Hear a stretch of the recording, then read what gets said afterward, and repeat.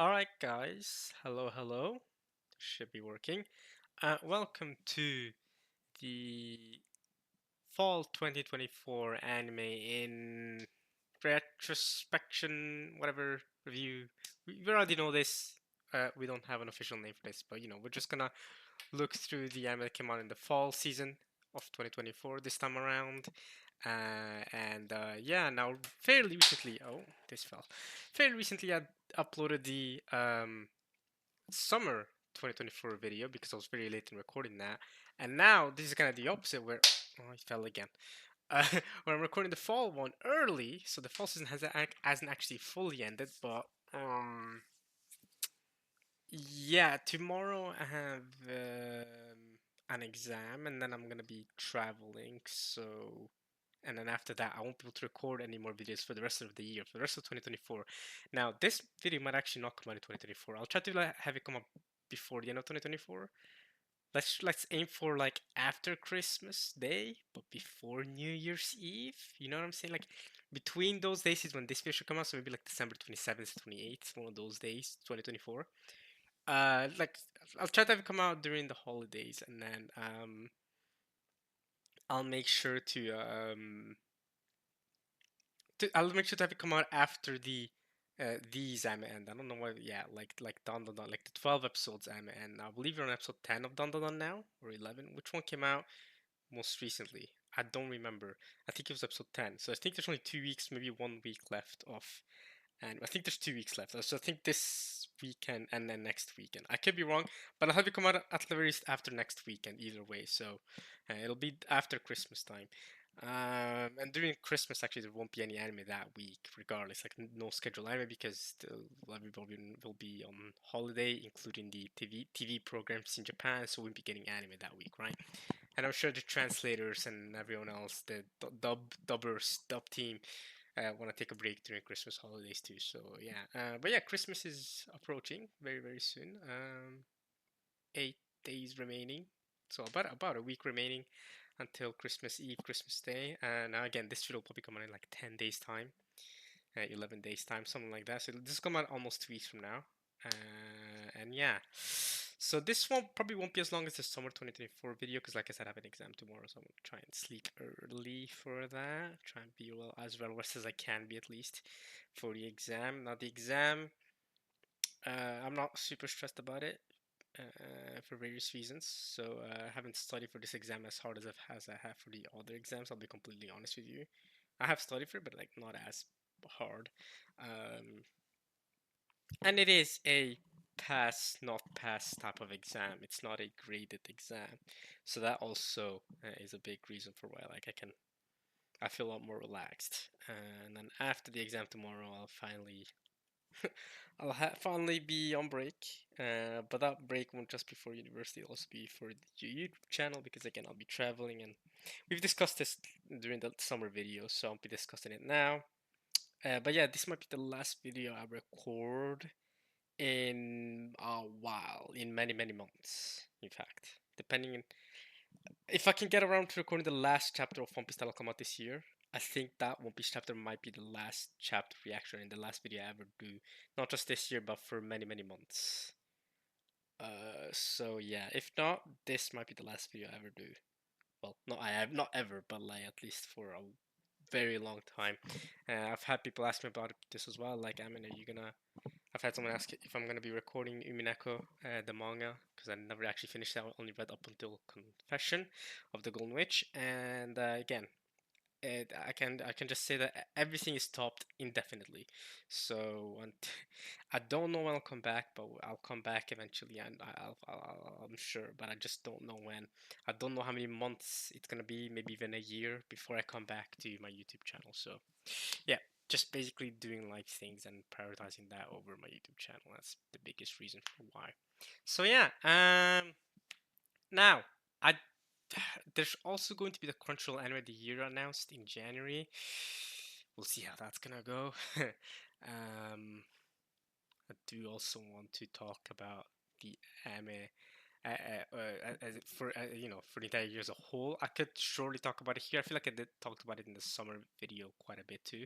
Maybe I'll talk about it a little bit here before before the Crunchyroll thing comes out. If I am able to make a Crunchyroll anime year in, like when I go through what Crunchyroll's nominated for anime of the year, I'll obviously go through it if I can. If not, then maybe it will be many, many months until the next video I can record. But if things go really well for the YouTube channel, then this January and maybe the follow up in March, I think March, April is when uh, the voting results come out for the Crunchyroll Anime Awards. Then we can do that, and we can hold that tradition that we've had for several years now. Unbelievably so. That it's been that long. But okay, so time to talk about the fall anime here. Now it says I've seen 7 episodes, but I know I've seen like at least 9 or 10 of Dandadan. For ReZero, I actually have only quote unquote only seen 8, but that's because ReZero is split up into two cores or two like 8 episode stretches, I believe. And the first episode, 8 episodes came out now in fall season, and then the next 8 episodes are gonna come out in February. And that's going to be what arc 6 is that what people are saying? Like I think the first 8 episodes adapted arc 5, and then the next 8 are gonna adapt arc 6. I could be wrong about that. Maybe 16 episodes. Maybe all of it is gonna be arc 5. I don't know. Honestly, I don't know. I've heard a lot of great things about arc 6 though, and we'll talk about ReZero when we get there. We can start with Dandadan though, because it is clearly the most popular anime of fall, and also arguably, if you ignore third seasons like ReZero, arguably the most popular anime of the year. Um, Now with Don, it's become so popular. It's kind of had the Chainsaw Man effect, where it's also brought about a lot of controversies on Twitter. And now I know Twitter controversies are not, like not to be taken seriously. We know what people say on Twitter is completely unhinged and not to be taken seriously. The people who live on Twitter, I swear, bro, they do not exist in real life. I know that. But yeah, or at least, they're not as, you know, as and everywhere as they're in real life, right? They're not as ubiquitous. But where do we start with Don? I guess we can start with Don, and then yeah, we can look at what the winter season has in store for us as well. But yeah, Don, it is weird. I mean, you know, I guess if you've seen enough anime, it's not like the craziest thing ever that an anime is weird, right? But Don is it Don. I can't even. I'm struggling to even say the name. Yeah, it's a weird anime. Weird doesn't always equal to good, but I think Don does it pretty well, right? I mean, the story, if you don't know, is about this kid, right, and this girl as well, and they can well, he's interested in the occult and stuff, and then she's interested in ghosts and stuff like that, and he's like a really awkward. They're supposed to be like the awkward nerdy dude, and then she's just she's much more of a normal high schooler, and yeah, he's like super interested in aliens, and she seems interested in in ghosts and spirits and aliens kind of as well, right? Um, but the thing is, they actually exist, right? So the first tips in general, kind of crazy because they end up actually meeting aliens because they can see aliens. These two, right? So they end up actually meeting, and not every human being can see aliens and ghosts and spirits and stuff like that. But these two end up being able to, and they kind of get like attacked by aliens who want to steal what the aliens call their bananas. Their banana. What did they call it again? Banana reproductory basically their genitals, but the banana reproductory something. Basically, the aliens want to steal the genitals because the aliens can't actually give birth. They don't have a reproductory system, so they clone themselves. That's how they multiply. Whereas human beings, obviously, we can reproduce with each other and obviously continue that cycle going. But aliens can't do that, so they're envious of human beings because we can do that. So they're like, all right, let's steal their genitals, right? we need this guy's balls, basically. So they steal this guy's balls because they want to analyze it, and because they have great science. By the way, like their technology is way beyond human technology. Clearly, they've got UFOs and stuff, and they're traveling all the way here. So yeah, they want to steal this guy's balls. They want to steal her genitals, and then they want to analyze and see how they work, so that they can reproduce aliens, basically. So they're struggling with the aliens, but then they're also struggling with spirits, like the old granny here, right? Cause she's just a spirit, and like as a spirit, she ends up stealing his balls. So they spend a good chunk of this friggin' anime just trying to find his balls. It's a good part of the plot of Dandan is trying to find. His name is Okuru. Well, his name is actually Ken Takakura, but she calls him Okarun because she's obsessed with Ken Takakura, and she doesn't want to believe that this nerdy kid is actually Ken Takakura, like the man that she respects a lot, and basically has a crush on or something like that. Well, whatever. So yeah, that's what the anime is about for the most part, right? It's about them fighting off these aliens and these occult spirits and beings, and yeah, they also have get the help of her grandmother. She's like an expert when it comes to spirits and ghosts and stuff like that, even though she doesn't believe that aliens exist. She's hilarious. She's a really funny character. Then we got this cat. I don't want to talk anymore about the cat because that's spoilers, and I think it's really funny when if you found out on your own. And we've got this girl who at the start didn't like, but the more we got to see from her, the more I enjoyed her character. And in the most recent episode, we got introduced to this guy who is supposedly her first boyfriend. And I say the most recent episode, like straight up in episode 10, 11. So there's only like 12 episodes this season, and we're only gonna get this guy for like 2 episodes. It's kind of like Nanachi from Made the Base, right? We only get her at the very, very end of the season. So even though he's on the poster, he has very little character presence, at least for like 99% of the anime. Whereas these two have a lot of presence. She has quite a bit of presence to do. She appears like halfway through, like episode 5, episode 6. So he doesn't appear at episode 10, 11, right? Like 10, at the end of episode 10 or whatever. Or maybe episode 9. At the end of episode 9. I don't quite remember. He appears like, oh yeah, I'm actually, well, he doesn't say that, but like she says, her grandmother says that this guy was her first crush, boyfriend, or whatever. So we'll see what he does. But yeah, because he got attacked by her, she ends up like stuck inside him, right? Like he absorbs her basically, and then he can use her powers, and he turns from this nerdo dude to this guy who's just thinks everything's a drag. Like she come out like, ugh, this is so boring. But he's like gets a really cool design, so it's fun to see him go. And yeah, as you can clearly tell by my description, it's a very weird anime, and I'll say it like this: the anime is even weirder than my description and the way I made it sound like, right? Like I made it sound very rational that oh yeah, these aliens want to steal the genitals so that they can analyze it so that they can reproduce instead of just cloning themselves, right? That sounded all rational, but the way they do it in the anime is absolutely crazy, right? Like things are wild, okay? Um, and yeah, it's very weird, very bizarre, right? Like if you like things that are out there, that are crazy, like JoJo type thing, right? Where it's like very out there, you're not gonna get your average anime from this. Then you might like this if you like very weirdness, a lot of weirdness, and great animation, by the way. Great animation, great directing. The opening is a banger. Creepy Nuts, y'all know I love Creepy Nuts. I've said this ever since we did the anime review video for 2022, I believe, when Yufkash no Ta or Call of the Night came out, right? I told you guys I love Creepy Nuts. I love the opening for that, and I've said since then that every single Creepy Nuts opening, I'm gonna stand behind them and watch. They did the recent Mashal opening for season 2 that came out. Didn't that come out this winter? That came out this winter, and now we have this, the opening for Don Don. Absolute banger. It's been going crazy. I don't know if it's going quite as far as the Mashal opening. I feel like the Mashal opening was everyone TikTok too. Like people that was trending. But this is also pretty trending opening. So yeah, Dandadan probably my second favorite anime this season.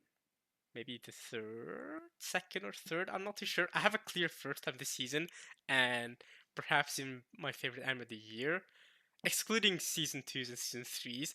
But honestly, I feel like if you include season twos and season threes, that it might be my favorite anime of the season. Now we'll get to that when we get to the anime. Maybe some of you can already guess which anime it is. Maybe some of you can't. Um, but I think yeah, we'll get to it. We'll get to it. Yeah. So yeah, Don. I don't have much more to say about that. I'm sure most of you have been watching it yourselves. You know what it's about. I like it. If I had to rate it as it is now, it's not fully over, but I'll probably give it an 8 out of 10. Good. It's really, really good. Can't wait to see more seasons. It's kind of like Chainsaw Man in the sense that like it's really, really good.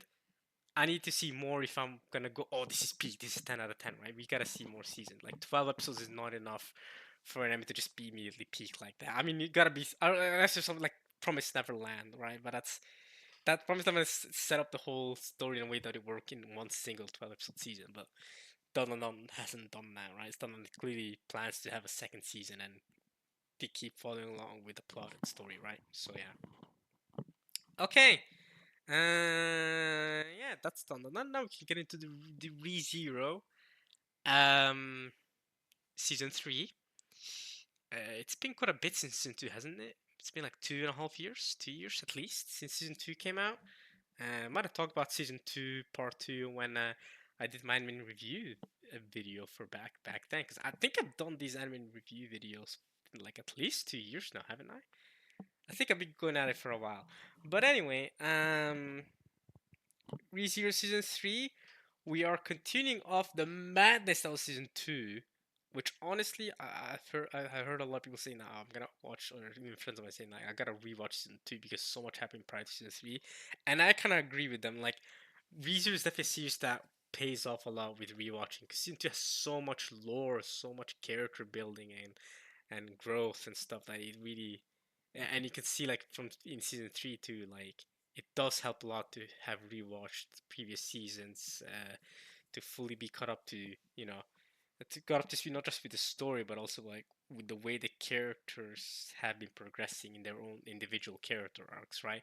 For example, Garfield, right? Garfield has a big character arc in at least this first half of season three, because again, the second half is coming in February, I believe is what my friend said. So in the first half, Garfield has a big part. So and Garfield's a character that gets introduced in season two.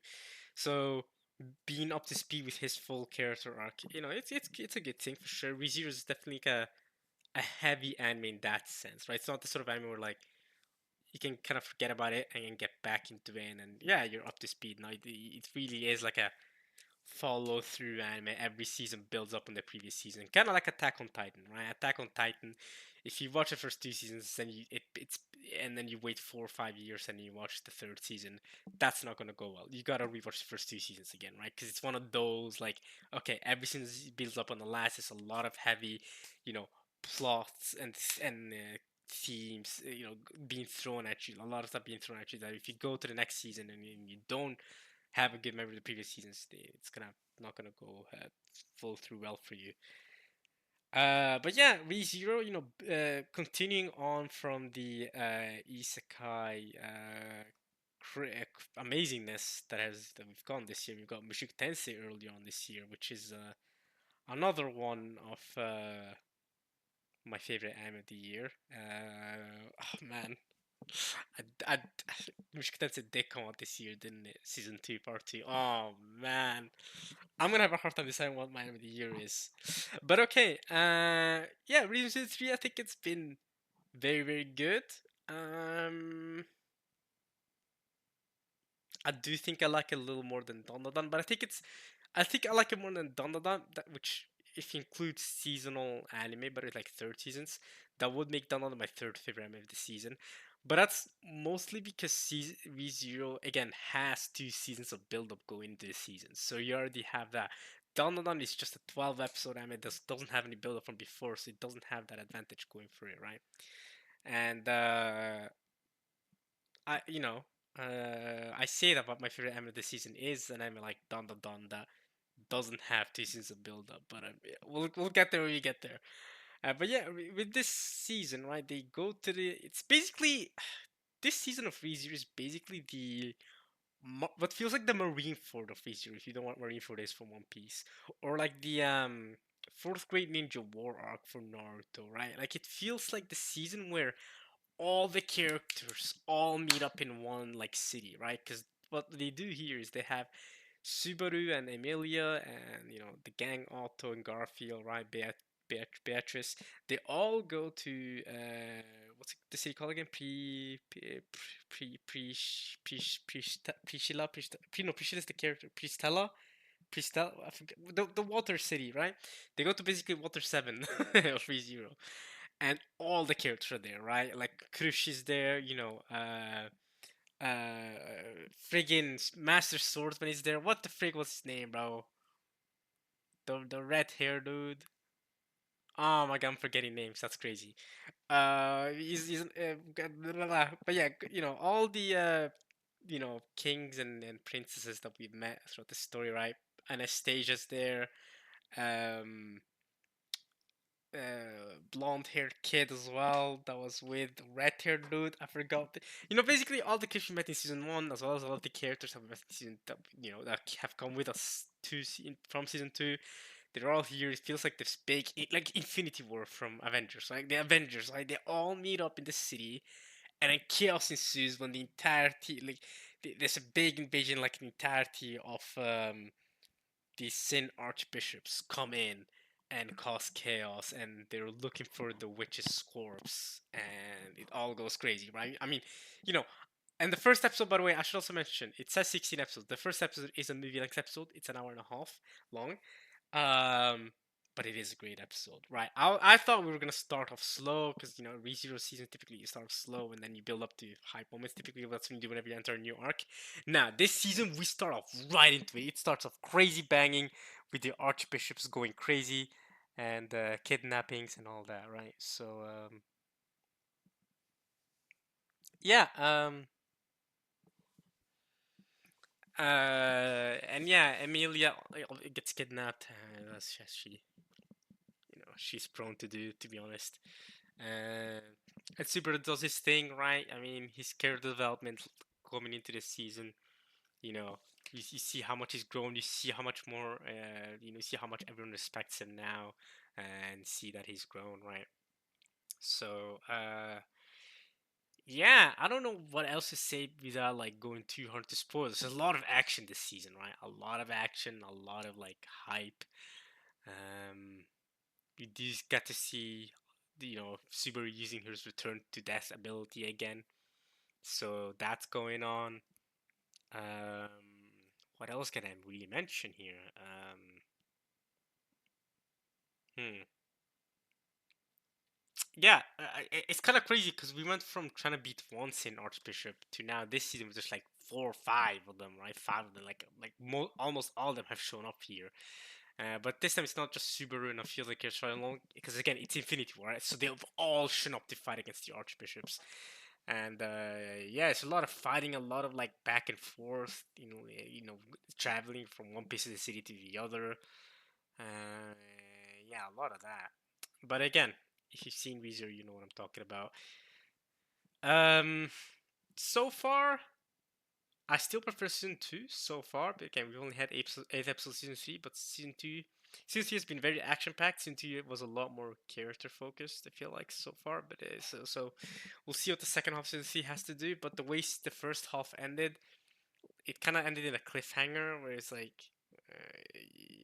we don't know what's gonna happen next. Obviously, that's what a cliffhanger is, but like we didn't kind of have like a boat top conclusion. It was kind of like it's kind of like you could go from episode 8 to episode 9 without even realizing there was a cut there, if that makes sense. Even though episode 8 is the last episode that we've gone so far. Um, so the way it's looking, the next half of the season is still gonna be more action, still gonna be more fighting, which again is not bad. I don't dislike the action in ReZero, but it's more like I value the character moments and the character growth for the character for the various characters more than the actual action. But yeah, that's what I have to say about ReZero, I guess. I like it. Let's move on to Uzumaki here. Now I have it on. It says here that I have it on my plan to watch, but the first episode, right? A lot of people watched it. It was great, fantastic first episode. Now you can probably tell from the rating that episode 2 onwards. man. So it's there's four episodes in total, right? 20 minutes per episode. I'm not watching the rest of the episodes, right? Yeah, I'm just not.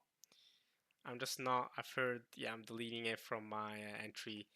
Um, there was so much hype for Uzumaki. The trailer looked good, and then I couldn't even be bothered watching the second episode and then keep going. Like they tell you it was just a flop. It was just a flop, and it's sad because of the hype going into it, right? Where later they're like, "Oh my God, Junji Ito's gonna get a good adaptation for one of his mangas," but yeah, it was a flop. I don't. There's nothing. Honestly, there's nothing more I should say to this. This was a massive flop. Unfortunate. Next up, you have Blue Lock. Wow, that's a low rating. So, as other people have been calling it, PNG lock, uh, PowerPoint lock. Now, I get it, right? The animation has taken a massive hit, and I think a big part of that is because the studio, I guess it's 8-bit here, they made the movie, and then this season two, like come out back to back. You know, kind of an interesting choice to make, right? They should have probably never come out with a movie, or at the very least, given more time for the season two to be produced and released. Because, yeah, well, the movie I haven't actually watched it. It's the Nagi movie, right? So Nagi's, an important character in Blue Lock. Um, but apparently it's like a backstory movie. You get to see him with Reo and stuff like that. Could watch it at some point. I don't know. I just never got the desire to watch it. So yeah, season two was really good. Season one, I mean, was really good. People loved it. But yeah, season two definitely struggles with animation. However, I still love it. Right? I haven't given my rating for the other stuff yet. Yeah, so I gave it an 8. Uzumaki, I'm not even gonna rate it to be honest. ReZero, again, I don't like it as much as season two. If I give season two a 9, I don't know what I give season two. But season two a 9, I think I'm gonna give this a season three an 8, not a 2, an 8. Because let's see what I gave season two part two. Let's see. I think I gave it like a 9. No, I gave this an 8. Well, yeah, but I'd still give season three an 8 as well. Okay, so I've given season two an 8. What did I give season one then? Did I give that an 8 as well? No, give season one a 7. Okay, no, but I like season three quite a bit. Again, I do like the whole Infinity War thing we got going on. I'd still give it an 8. I'd still put it like above what I rated season one here. So there's that. But yeah, Uzumaki I'm not even gonna rate. So Blue Lock, I'd still rate it like a 7 out of 10. I think I probably rated season one an 8. Season one, again, I get it. The animation is taking a massive hit. I gave season one an 8. I'd give season two a 7, right? But like the animation being bad is not gonna massively downgrade the whole series for me, right? Season two still massively hype. Like, come on, bro. Seeing the Blue Lock squad fighting, not fighting, playing against. I mean, I guess they are fighting, but like they're playing against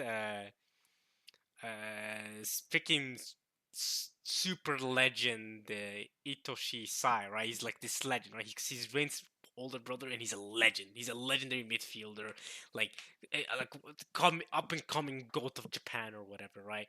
So it's super super hype. You get to see the Blue Lock squad in like an actual man, and the public gets to see the Blue Lock squad play for the first time ever.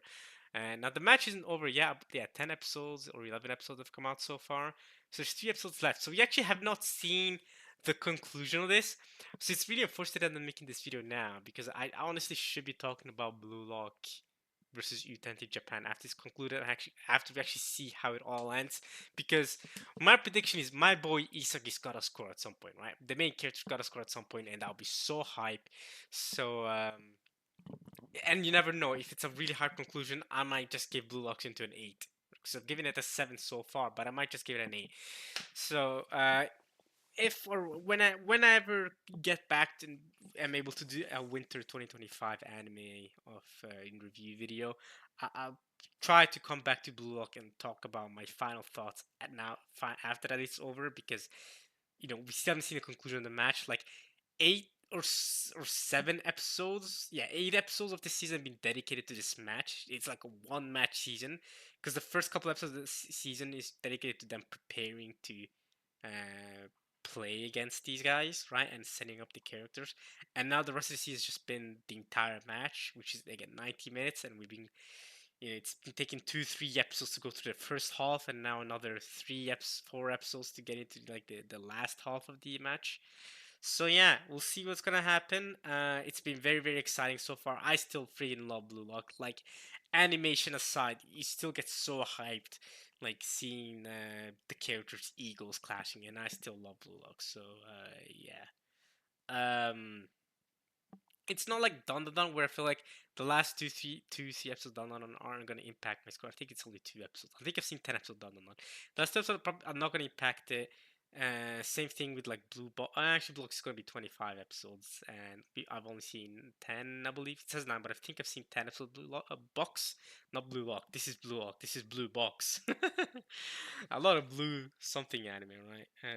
The difference is Blue Lock is called Bruroku in Japan as well, whereas Blue Box in Japanese called Ao no Hako. It says right there too in English, Ao no Hako, but here in katakana as well, Ao no Hako.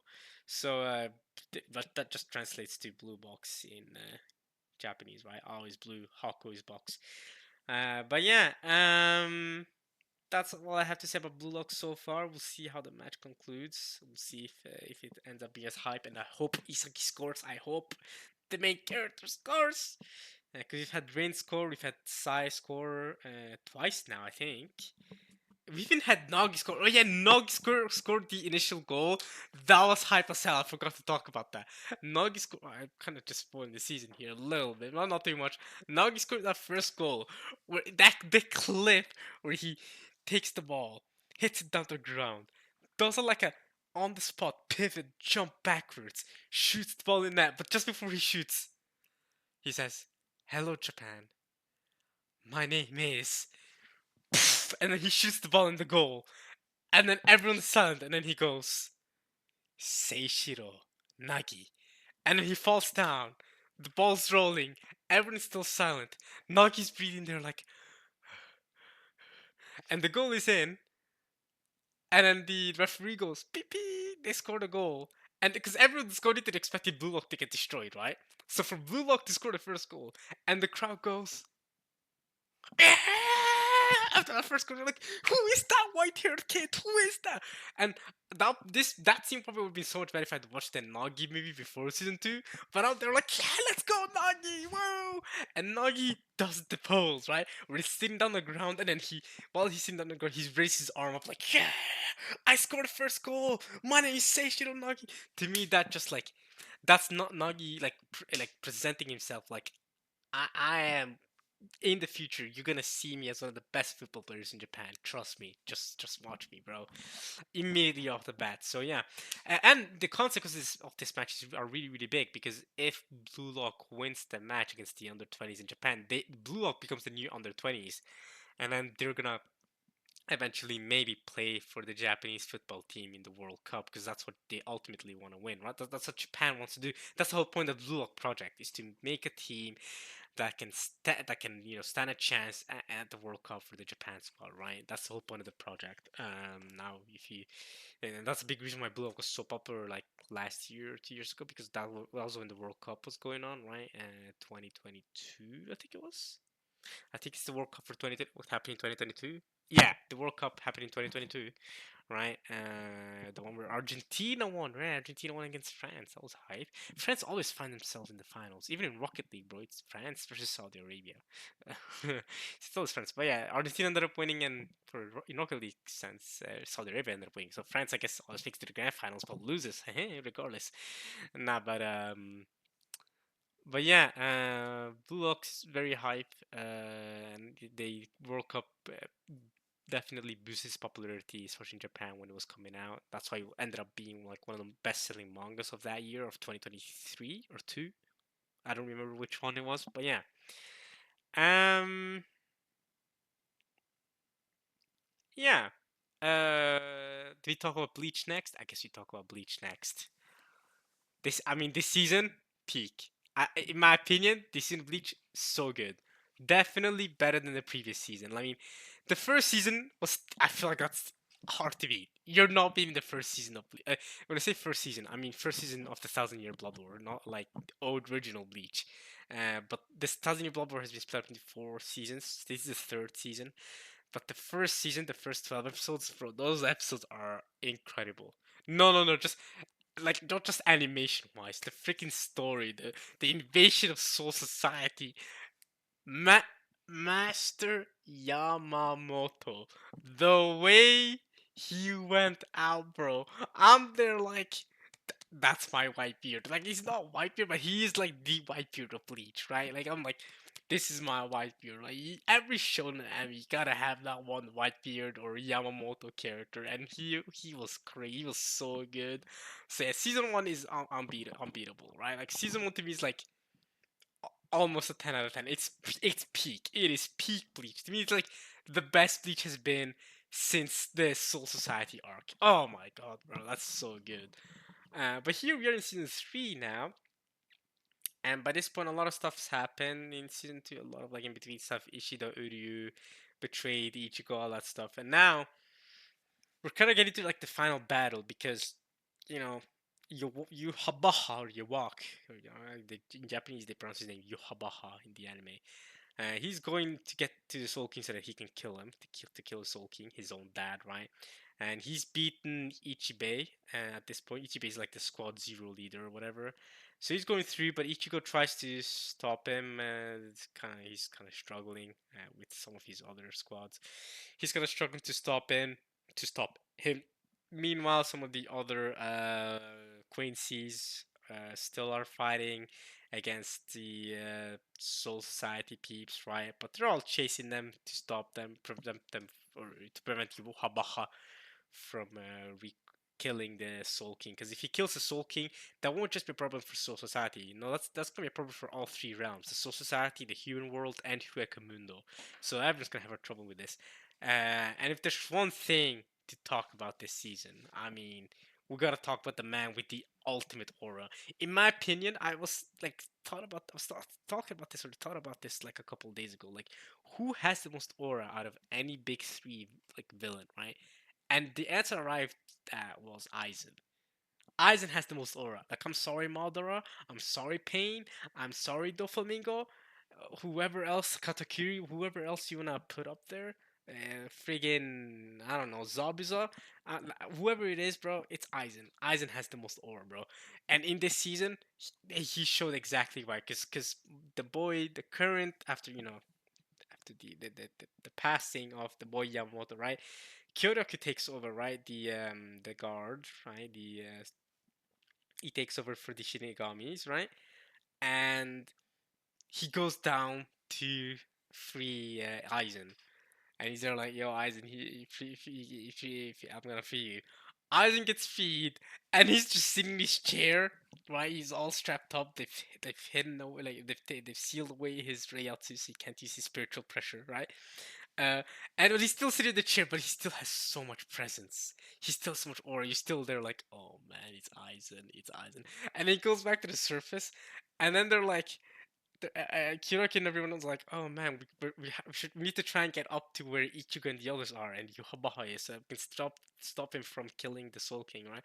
And I was like, oh, you wanna get up there? Here, I'll send you up. Like he shoots a beam to teleport up there. Now, it didn't work because of what Yuhabaha ended up doing with the Soul King and stuff. But man, that was so sick. And yeah, Aizen still he hasn't appeared for a couple episodes now, but he should still be down there just sitting, chilling on his chair. Yeah, I freaking love him, bro. Aizen sitting in his chair is so good, man. Oh, he's so good. Like, man. Such a lovable character. He can't. He's a villain, but you can't hate him, right? Like the way he does it is so swagger. The way he does it is so swagger. Him stopping Ichigo's sword, stopping his team. Oh man, he's so good. But yeah, so the fighting is still ongoing even now. We're 10 episodes in, right? So there's not much.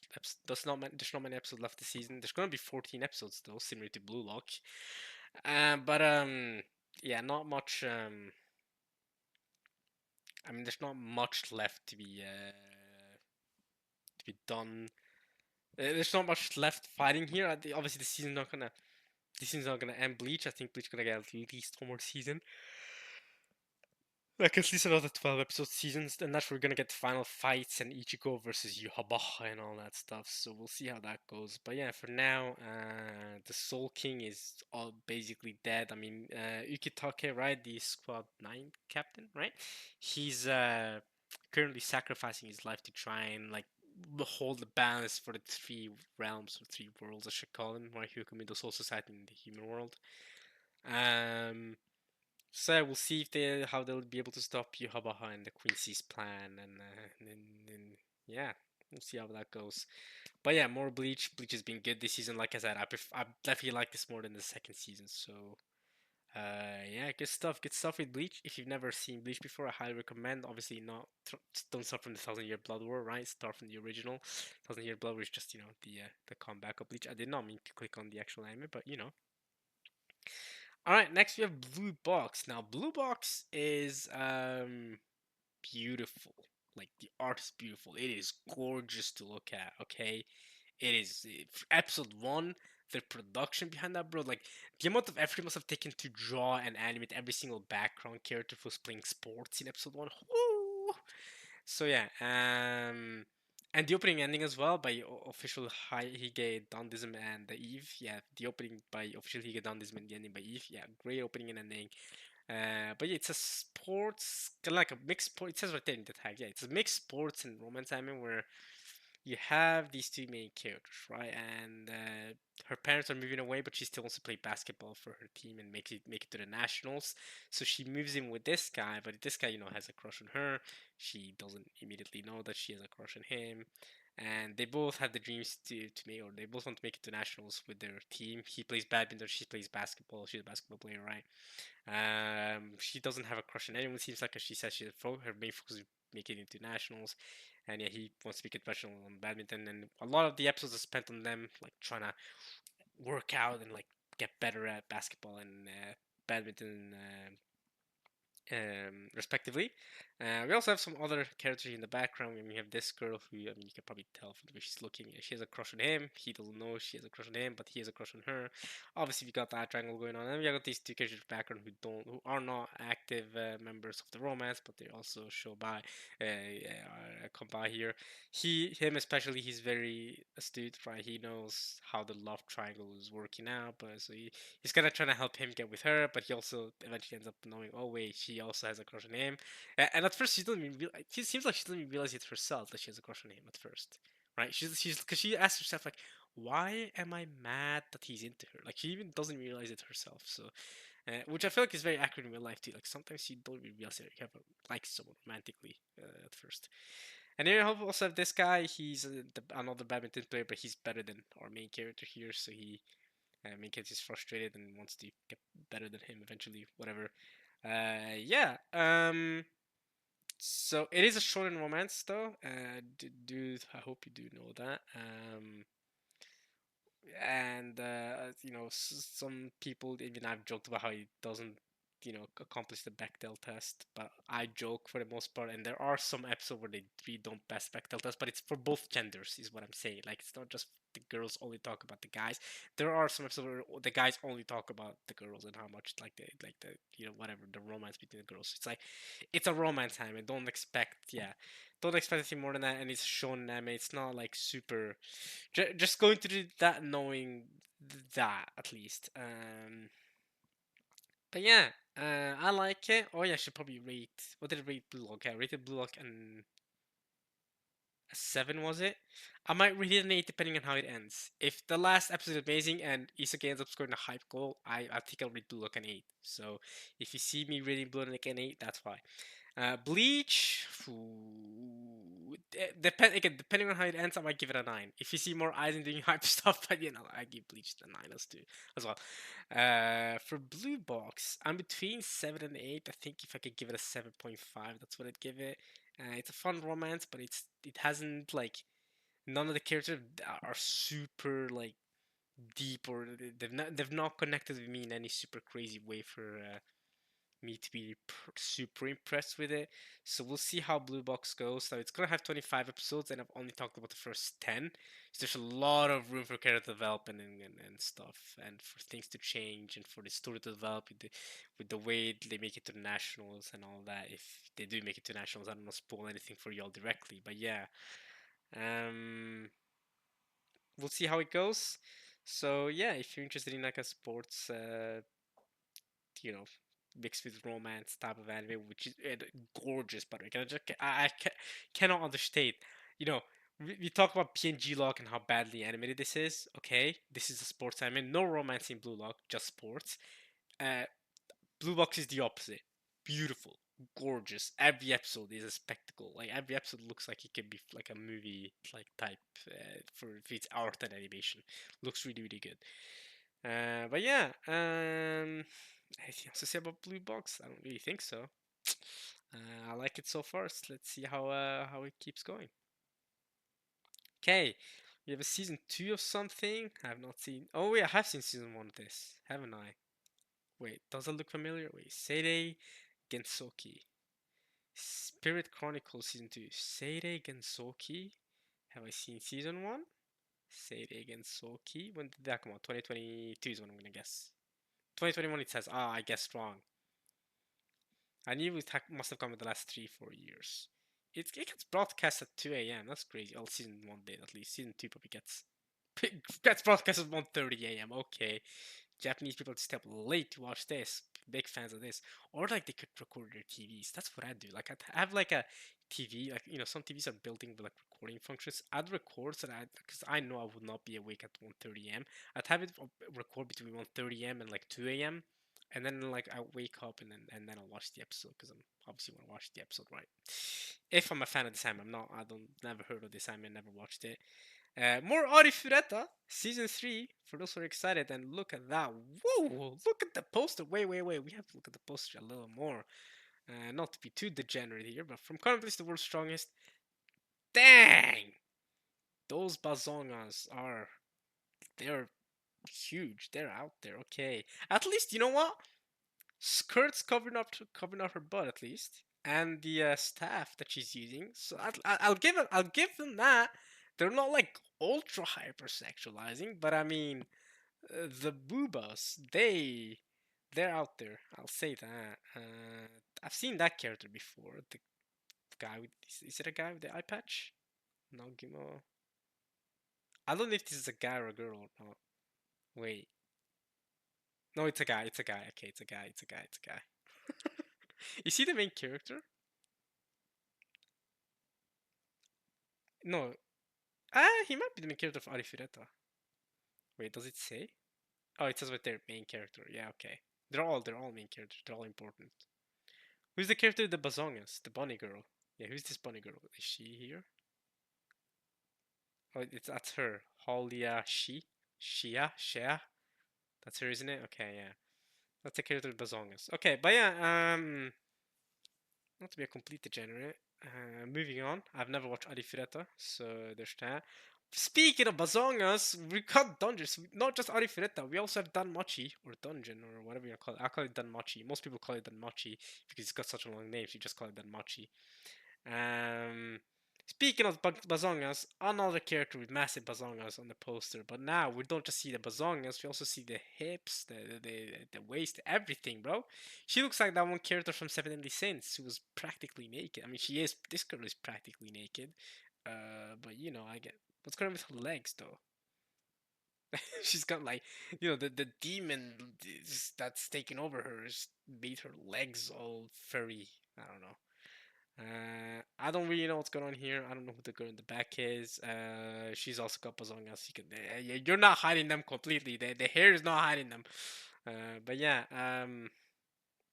high rating though. So people really like Danmachi. This is season 5 of Danmachi, by the way. Crazy, crazy, crazy, crazy. All right. People watching this section of this review is gonna think I'm an absolute degenerate. All right. Anyway, I don't watch these animes. I feel like that ultimately should make me not appear that much of a degenerate. Like, come on now, y'all. Come on now. I am not a gooner. Do not assign me that. Okay, next up we have Shangri-La season two. I did not like season one that much at all. I don't think I'm pretty sure I didn't even finish season one. I watched like 14 episodes and then I dropped. I did not like season one that much. I found it to be very, very mid. But you know, people clearly love it. People enjoyed it so much because season two. People are loving season two as well, right? It has a high rating too, so people clearly love it. So yeah, if you like it, it's a you thing. If you don't know what Shangri-La's about, right, it's about this guy. He's got a bird mask here, but that's him in the game because he's a real life human being, right? But he goes into the video game world like it's a 3D world, right? But it starts off with him only playing trashy games and getting really, really good at playing trashy games. And where everything is bugged and like there's so much lag or whatever, like things don't make sense, and then he gets a suggestion to play an actual god level game, like a really good game. So he plays a good game. The game is called Shangri-La Frontier. That's the anime name, right?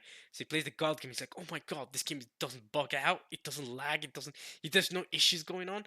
And then he becomes like, and he wears this bird mask and then he fights with these knives. And then yeah, he uses his skills from playing so many trash games to be actual, to level up himself in this like, uh, basically it's like, I don't know, like this virtual reality like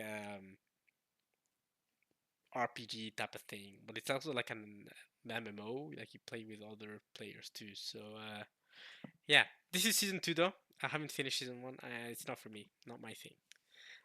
Next we have Chiyu no Undo ni Tsuite, or orb. It also means orb. Chi also means orb, and apparently it also means blood because they also use the word blood sometimes. There's also a point at a point where one of the characters says chi, and then you read terror. That was like the most recent episode. The most recent episode was called Terror. So there's that. But yeah, orb on the movements of the earth, I believe it's called. Yeah.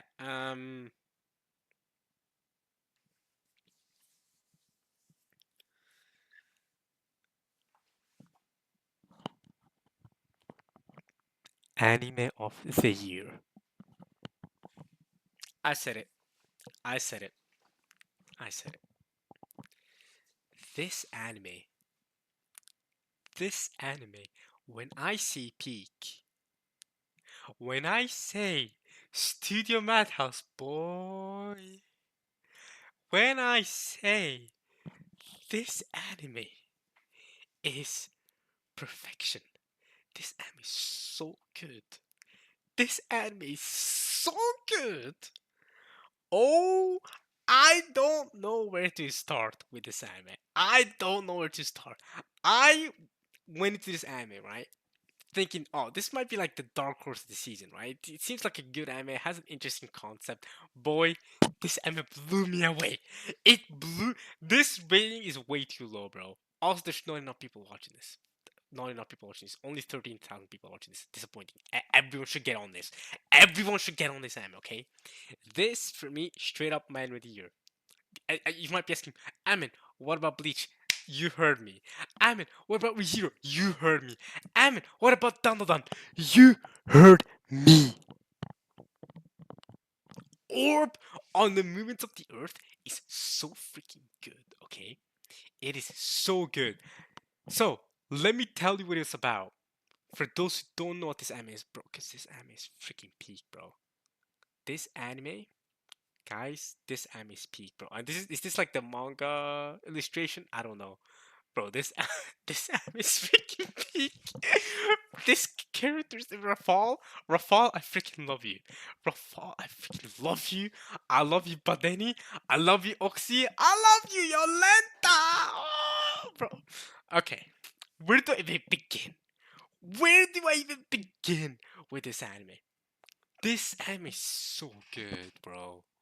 It's been 10 episodes, but in my opinion, from episode 3, I was like, wait a minute, this is not your average anime. The first episode, I'm like, wow, this is a really good anime. I still was like, whoa, this is a really good anime. Episode 3, I'm like, okay, this is not your average anime.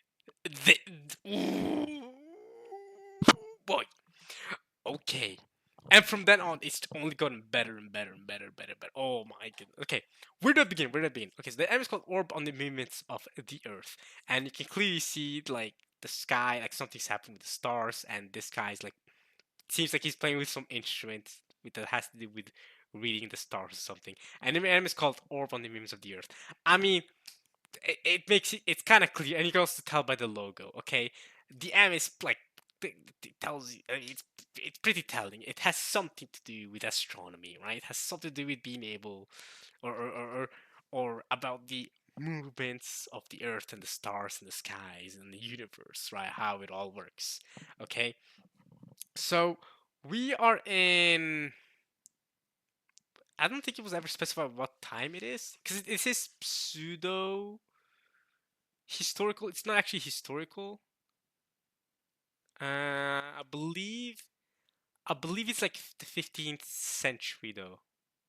I believe it's around 15th century. I could be wrong, but I think it's around like the end of the Middle Ages, right? Around the Middle Ages, like so before.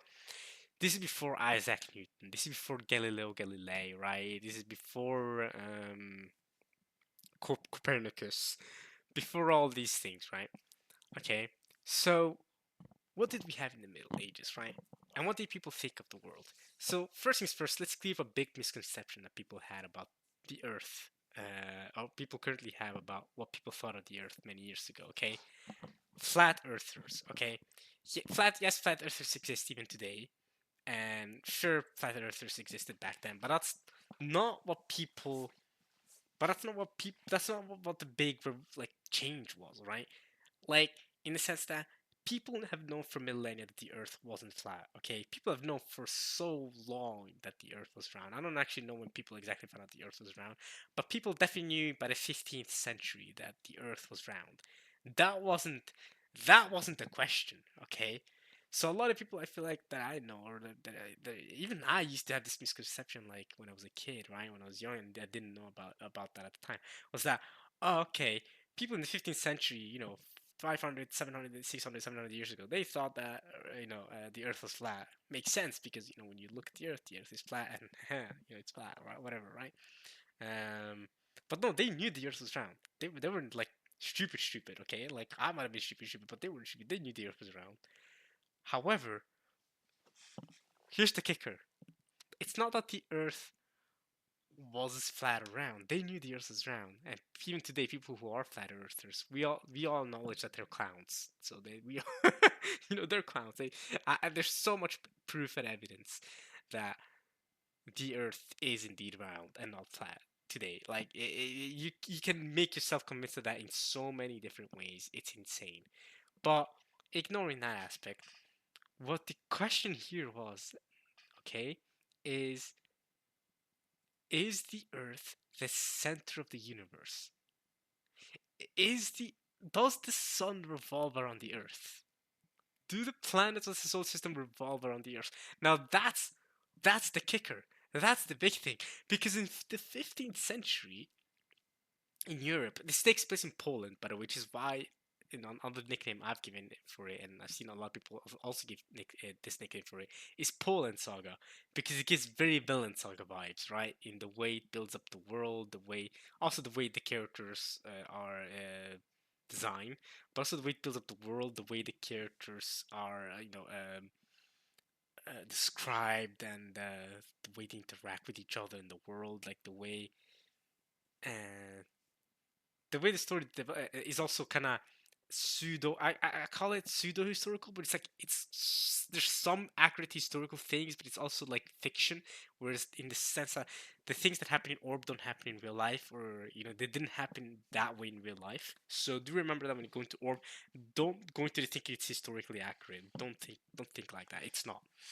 Same thing, Villain Saga. They're all historical things that are facts that happen in real world that are depicted in Villain Saga, but either Villain Saga is not supposed to be historically accurate. It's not exactly historically accurate. So do remember that when you watch Villain Saga as well. So the question was, in the Middle Ages, is the sun the sun? Was the Earth? Is the Earth the sun of the universe? Does the sun revolve around the Earth? Okay, and the theory they had at the time was geocentrism. Now, what is geocentrism? Geocentrism is that the sun revolves around the earth and the earth is stationary. So when we're on earth, we don't move. Okay, now that's the big thing here. Okay, so whenever night comes around and then the sunrise, get sunrise and then get the sunset, right? It's the sun revolving around the earth. That's what they thought. The sun goes around the earth, and that's why you get a sunset, and the sun rises back up, and that's why you get sunrise. So the sun is moving and the earth is stationary. That was the geocentric theory. That was the geocentric model. And in many ways, it makes sense. Like you could definitely see how someone could come up with that theory. And honestly, if me and you didn't know any better, that's what we think too. Like, okay, it makes sense. Like, we see the sun moving, and from our perspective, it seems like the Earth is stationary. We're not moving, but the sun is moving. So clearly, geocentrism it makes sense, right? However, as Copernicus and other scientists after, not necessarily scientists, but a lot of astronomers after him theorized and then came to prove was that the reality isn't that this Earth is the center of the universe, but that the sun is the center of the solar system, not the universe, but our solar system, and the sun is actually the stationary one. The Earth is the one that's revolving around the sun. Okay, I shouldn't say the sun is stationary. That's inaccurate. But the Earth is the one doing orbits around the sun, and not circular orbits, elliptical ones. Remember, it's doing ellipses, and the Earth, and then you have Mars doing them. Mercury, Venus, all the other planets come in, Neptune, whatever, right?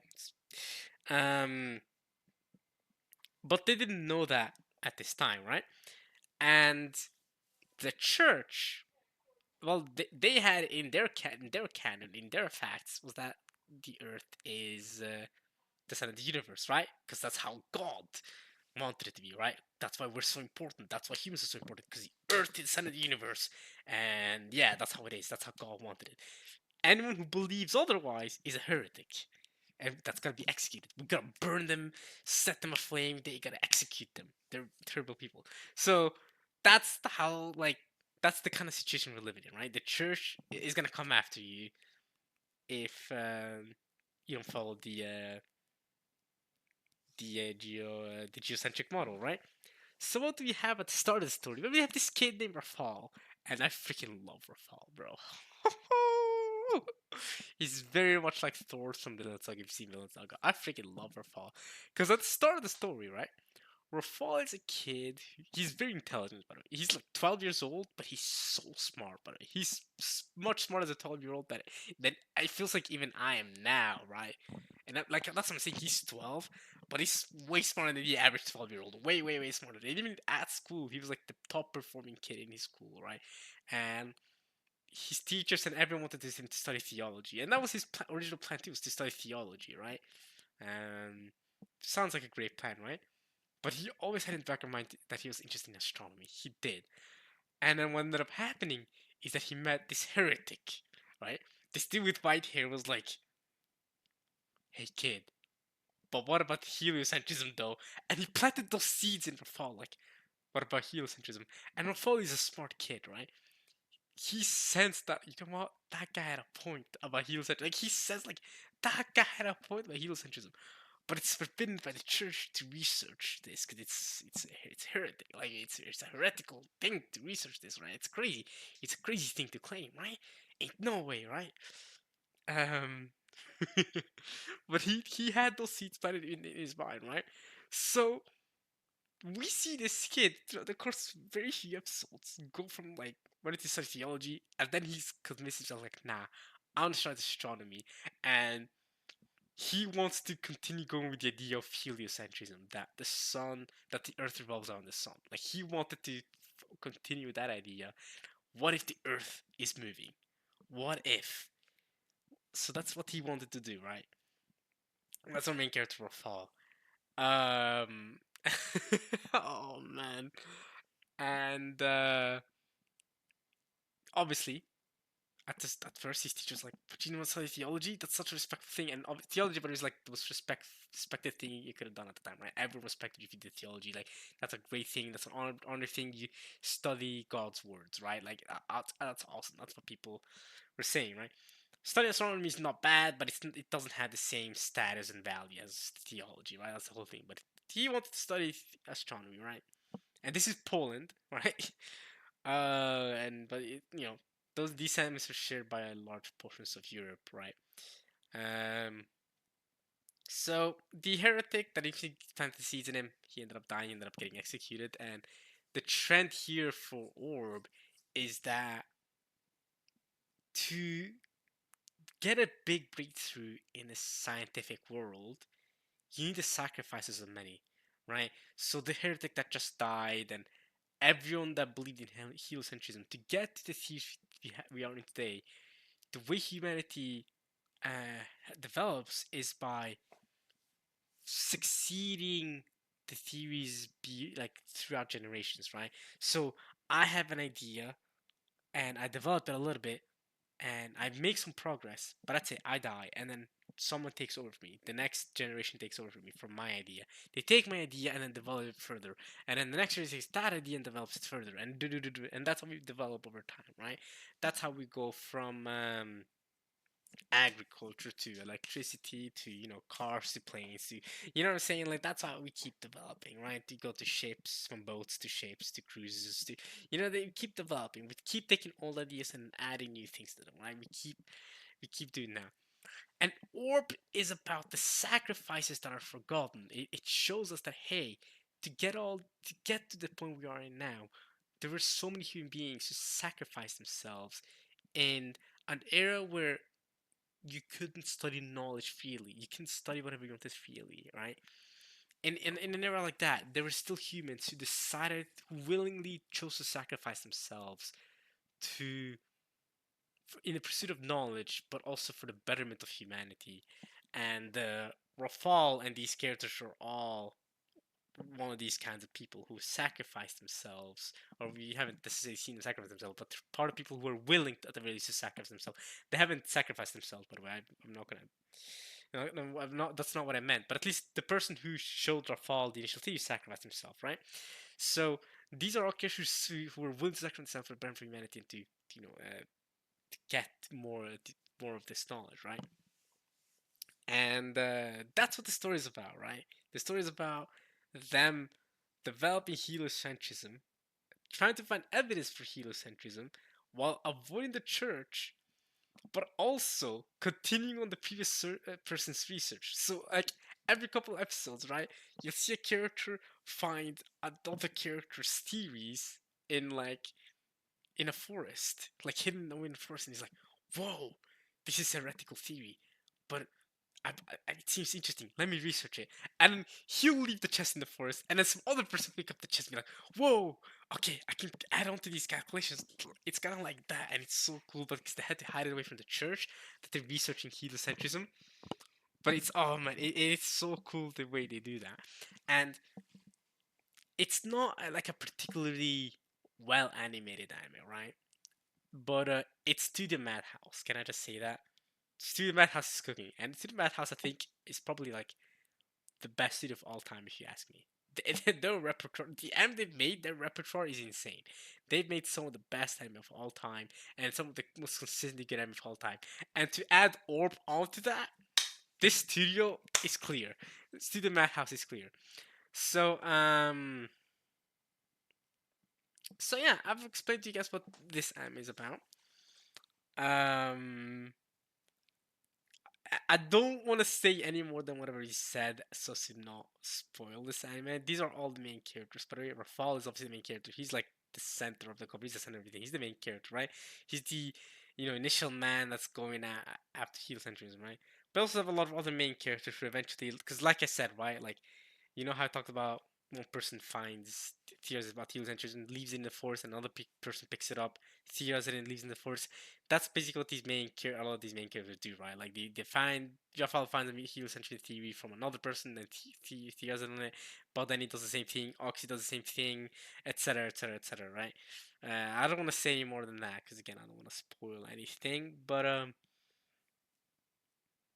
yeah, this anime is peak. That's the biggest thing I want to say, and I highly, highly, highly, highly recommend you all to check it out. you don't even need to be interested in astronomy or science like that. I mean, this anime is just such a beautiful, profound story. It really makes you think, like, dang, like it really. There's so many things that make you think, dang. And I'm telling us this much: just watch the first 3 episodes. If episode 3 doesn't convince you, nothing else will. This anime is peak. I'll leave it at that, bro.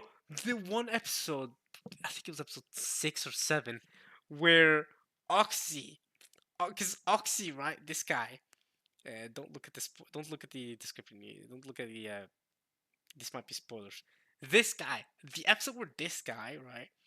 He's scared of looking at the sky because he feels like when we look at the sky, the stars are watching him like eyeballs. Like this, every single star is an eyeball that's watching him. So he's scared. But then there's the episode where he theorizes heliocentrism with his friend. He theorizes like that. Oh my god! Like the way that the fact that it makes sense that Mars can move backwards and forwards at the same time. How do I explain? Okay, I have to explain this a little bit. So during Earth's orbit and Mars orbit, right? There's a point in their orbits where, despite Mars moving forward in its own orbit, from the Earth perspective, from our perspective watching Mars, it looks like Mars is moving backwards. Now, how does that make sense? So, Ox and his friend Badeni tested it out. This other guy, his friend is Badeni. They tested it out, and Badeni's the one that figured it out. He's the one that figured it out. So, the way he figured it out was that, okay, he's also voiced by Gojo, by the way. Nakamura Yuichi. Like, come on, that's Gojo. That's our go.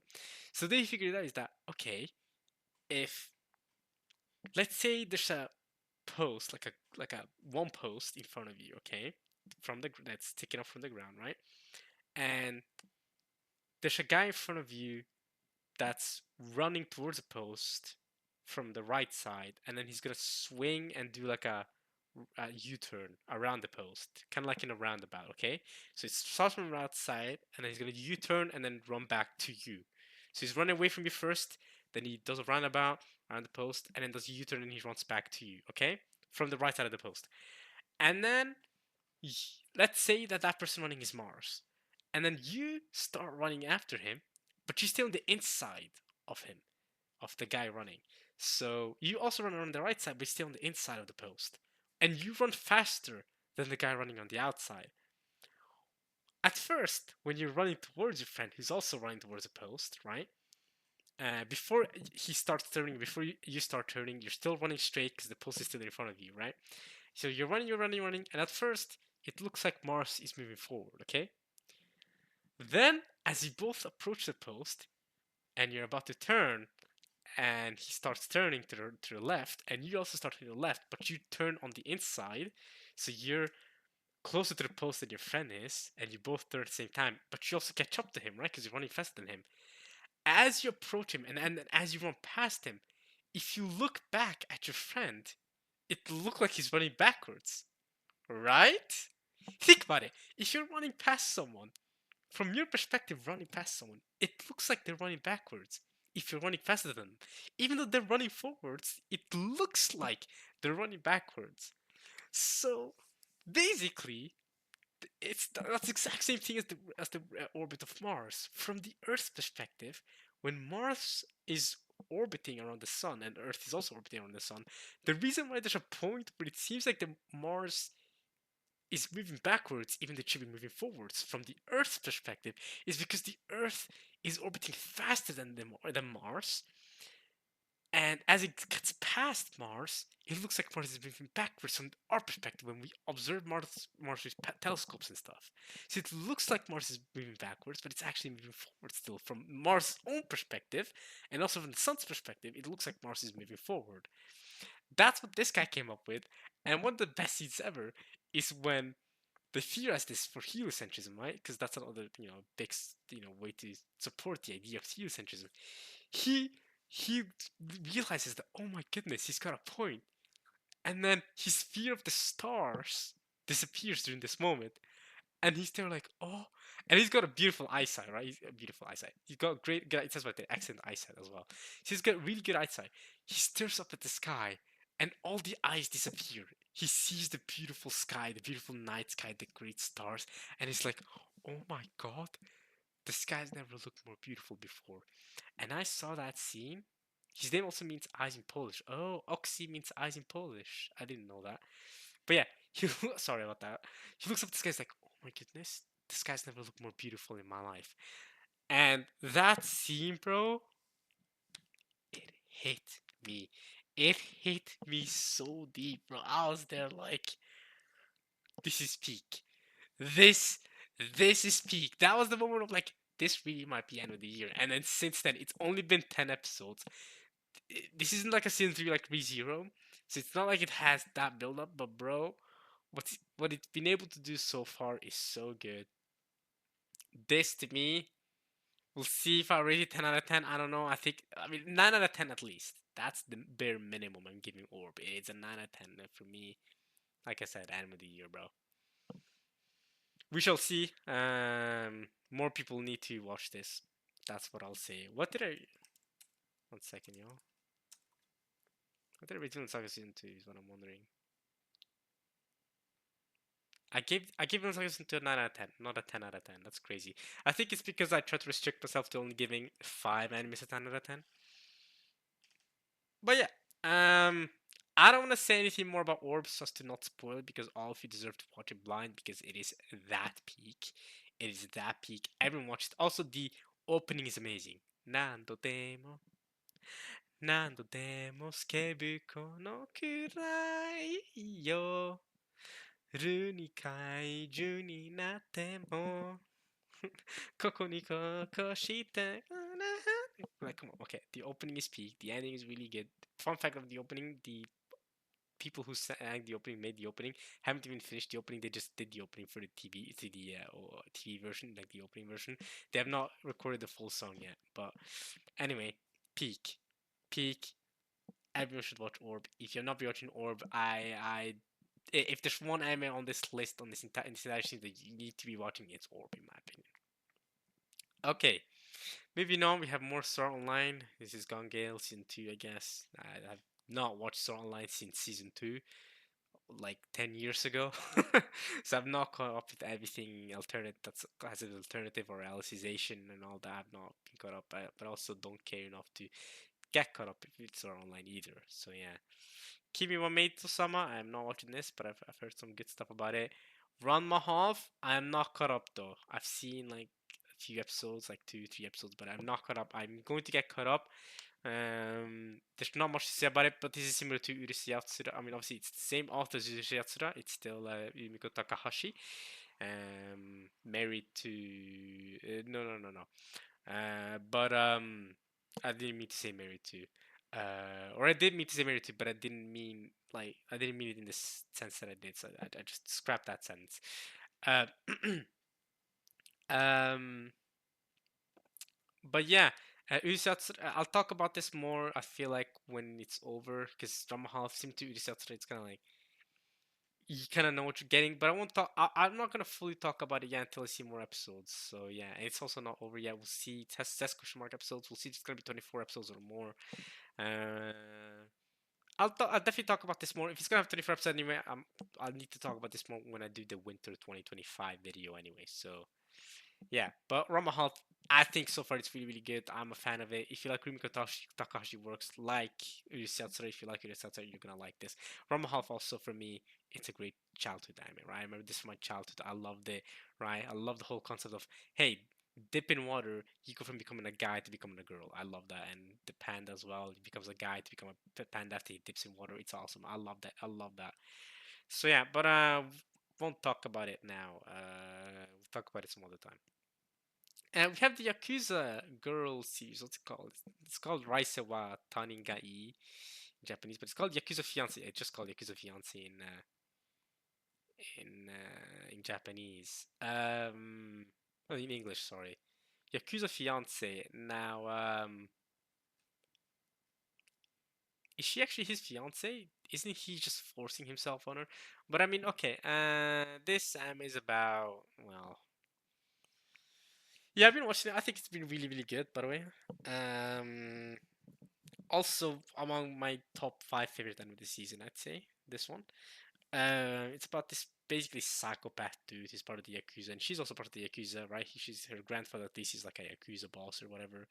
And she moves from Tokyo to where was it? Osaka or something? Was it also? Where did she move to? Osaka or Kyoto? We might say here in the description. Where does she move? Kyoto? I don't think you know. I forgot where she moves. It might be yeah, the leaders of Osaka and Tokyo. Right, they arranged the engagement between them. They did do that. All right. But okay, wait. She moves to live with the Miyama family. Moves to Tokyo. Yeah, so she's from Osaka and then she moves to Tokyo. Ah, okay, right. She's from Osaka. She's moved to Tokyo. Okay, so Yoshino's the main character, right? She's the main girl, and then you have this psychopath dude who's essentially a psychopath. Uh, and at first he's not into her, like he doesn't particularly like her, but then she does psychopathic things because she's a psychopath herself. Like it makes sense that she has the Yakuza granddaughter. That makes him fall completely in love with her. But he's freaking crazy, right? Because he's like, it's weird because he's a playboy, right? He's going around banging all the girls too. But she says she doesn't care because she doesn't like she's not in love with him. She's not interested in like marrying him or being with him at all. Which whatever. But this guy is super protective of her, right? He's like watches her sleep. He's like super weirdo, creepy dude. And the reason he's into her is because there's like she's also kind of crazy. Like she's not completely right in the head. Okay, I'll say I don't know how to explain it. But it's a weird. They're neither of them are balanced like properly balanced human beings. Actually, I can say it like that. They don't feel completely balanced human beings, but there is romance going on, I guess. And there's a lot of Yakuza stuff, so you're gonna see a lot of Yakuza fighting and all that, and Yakuza plot lines. So if you're into that mix of Yakuza and romance, you could be into that. You could be into this. Um, and yeah, you have a lot of pretty guys in in this anime and good-looking girls too. Like the main character, she's a good-looking girl, but there's some other good-looking girls that are not in this poster. You only see the good-looking guys in this poster, but there are some other good-looking girls. So in general, good, attractive character design in the sense that like they're really pretty, beautiful looking. Um, and yeah, Yakuza stuff, romance plot lines go brr, basically. I don't really know what else to say about this. I like it quite a bit. I haven't given a rating to everything. I forgot to say that, but I mean Orb. I mean you know it's at least a 9, and I've given a rating of 7.5 to Blue Box. We'll see how it ends before I give it my full rating though. For this, it's close to an 8. I think yeah I like this more than I like Blue Box, right? But it's closer to an 8 than a 7.5, but it's still like a 7.5 type of deal, you know? And I don't know what else I can really say about it. Um, I will say sometimes the art looks weird. Right? It's not as beautiful looking as Blue Box is, but I do prefer the story and characters here in the sense that they're more wilding out, and I will also prefer like a little bit of wilding out to too normal, unless the too normal is run really well. So yeah. Next, Dragon Ball Daima. Yeah, we have more Dragon Ball. Dragon Ball's back. Now, I've been watching Dragon Ball Daima. I believe 10 episodes are out now. So I said 10 episodes are out. We still don't know how many episodes are gonna be in total. If there's gonna be one season or multiple seasons. Um, yeah, Dragon Ball Daima is back. I will say one thing about not Dragon Ball Daima. Dragon Ball is back in general. I will say one thing about Dragon Ball Daima. It's a lot more childish than Dragon Ball typically feels like. Even Dragon Ball Super feels this childish to me. Dragon Ball Z was like super high stakes, like very intense. People die like so much blood and craziness. Dragon Ball Daima take a lot more childlike. It take a lot more of a childlike approach. Kind of gives me Dragon Ball GT vibes, but I guess it makes sense because once again Goku gets turned into a kid because we have this realm called the Demon Realm, the Daimakai. That's what it's called, Dragon Ball Daima. And basically, since the Bura got killed in the Buu saga of Dragon Ball Z, so yeah, this is a continuation of Dragon Ball Z, by the way. It's a sequel to Dragon Ball Z, but it happens before Dragon Ball Super, so it's a prequel to Dragon Ball Super. And yeah, the Bura dies, so you have a new Demon King, which is this guy. I already forgot his name. I'm not gonna lie to you. Um, and yeah, he turns Goku and into a kid, and then he steals Dende, who's turns and every kid he turns Goku and everyone who's relative to his age into kid, and he turns every single kid to a baby. He steals Dende because Dende was a kid who got turned to a baby, because then they can then grow up to make Dragon Balls for Goma. That was his name. His name was Goma. For Goma, and so that's his plan. And they do have Dragon Balls in the Demon Realm. There's three of them. One in the first Demon Realm, like the first world, and the second realm, and the third realm. There's three like worlds or whatever, realms or whatever.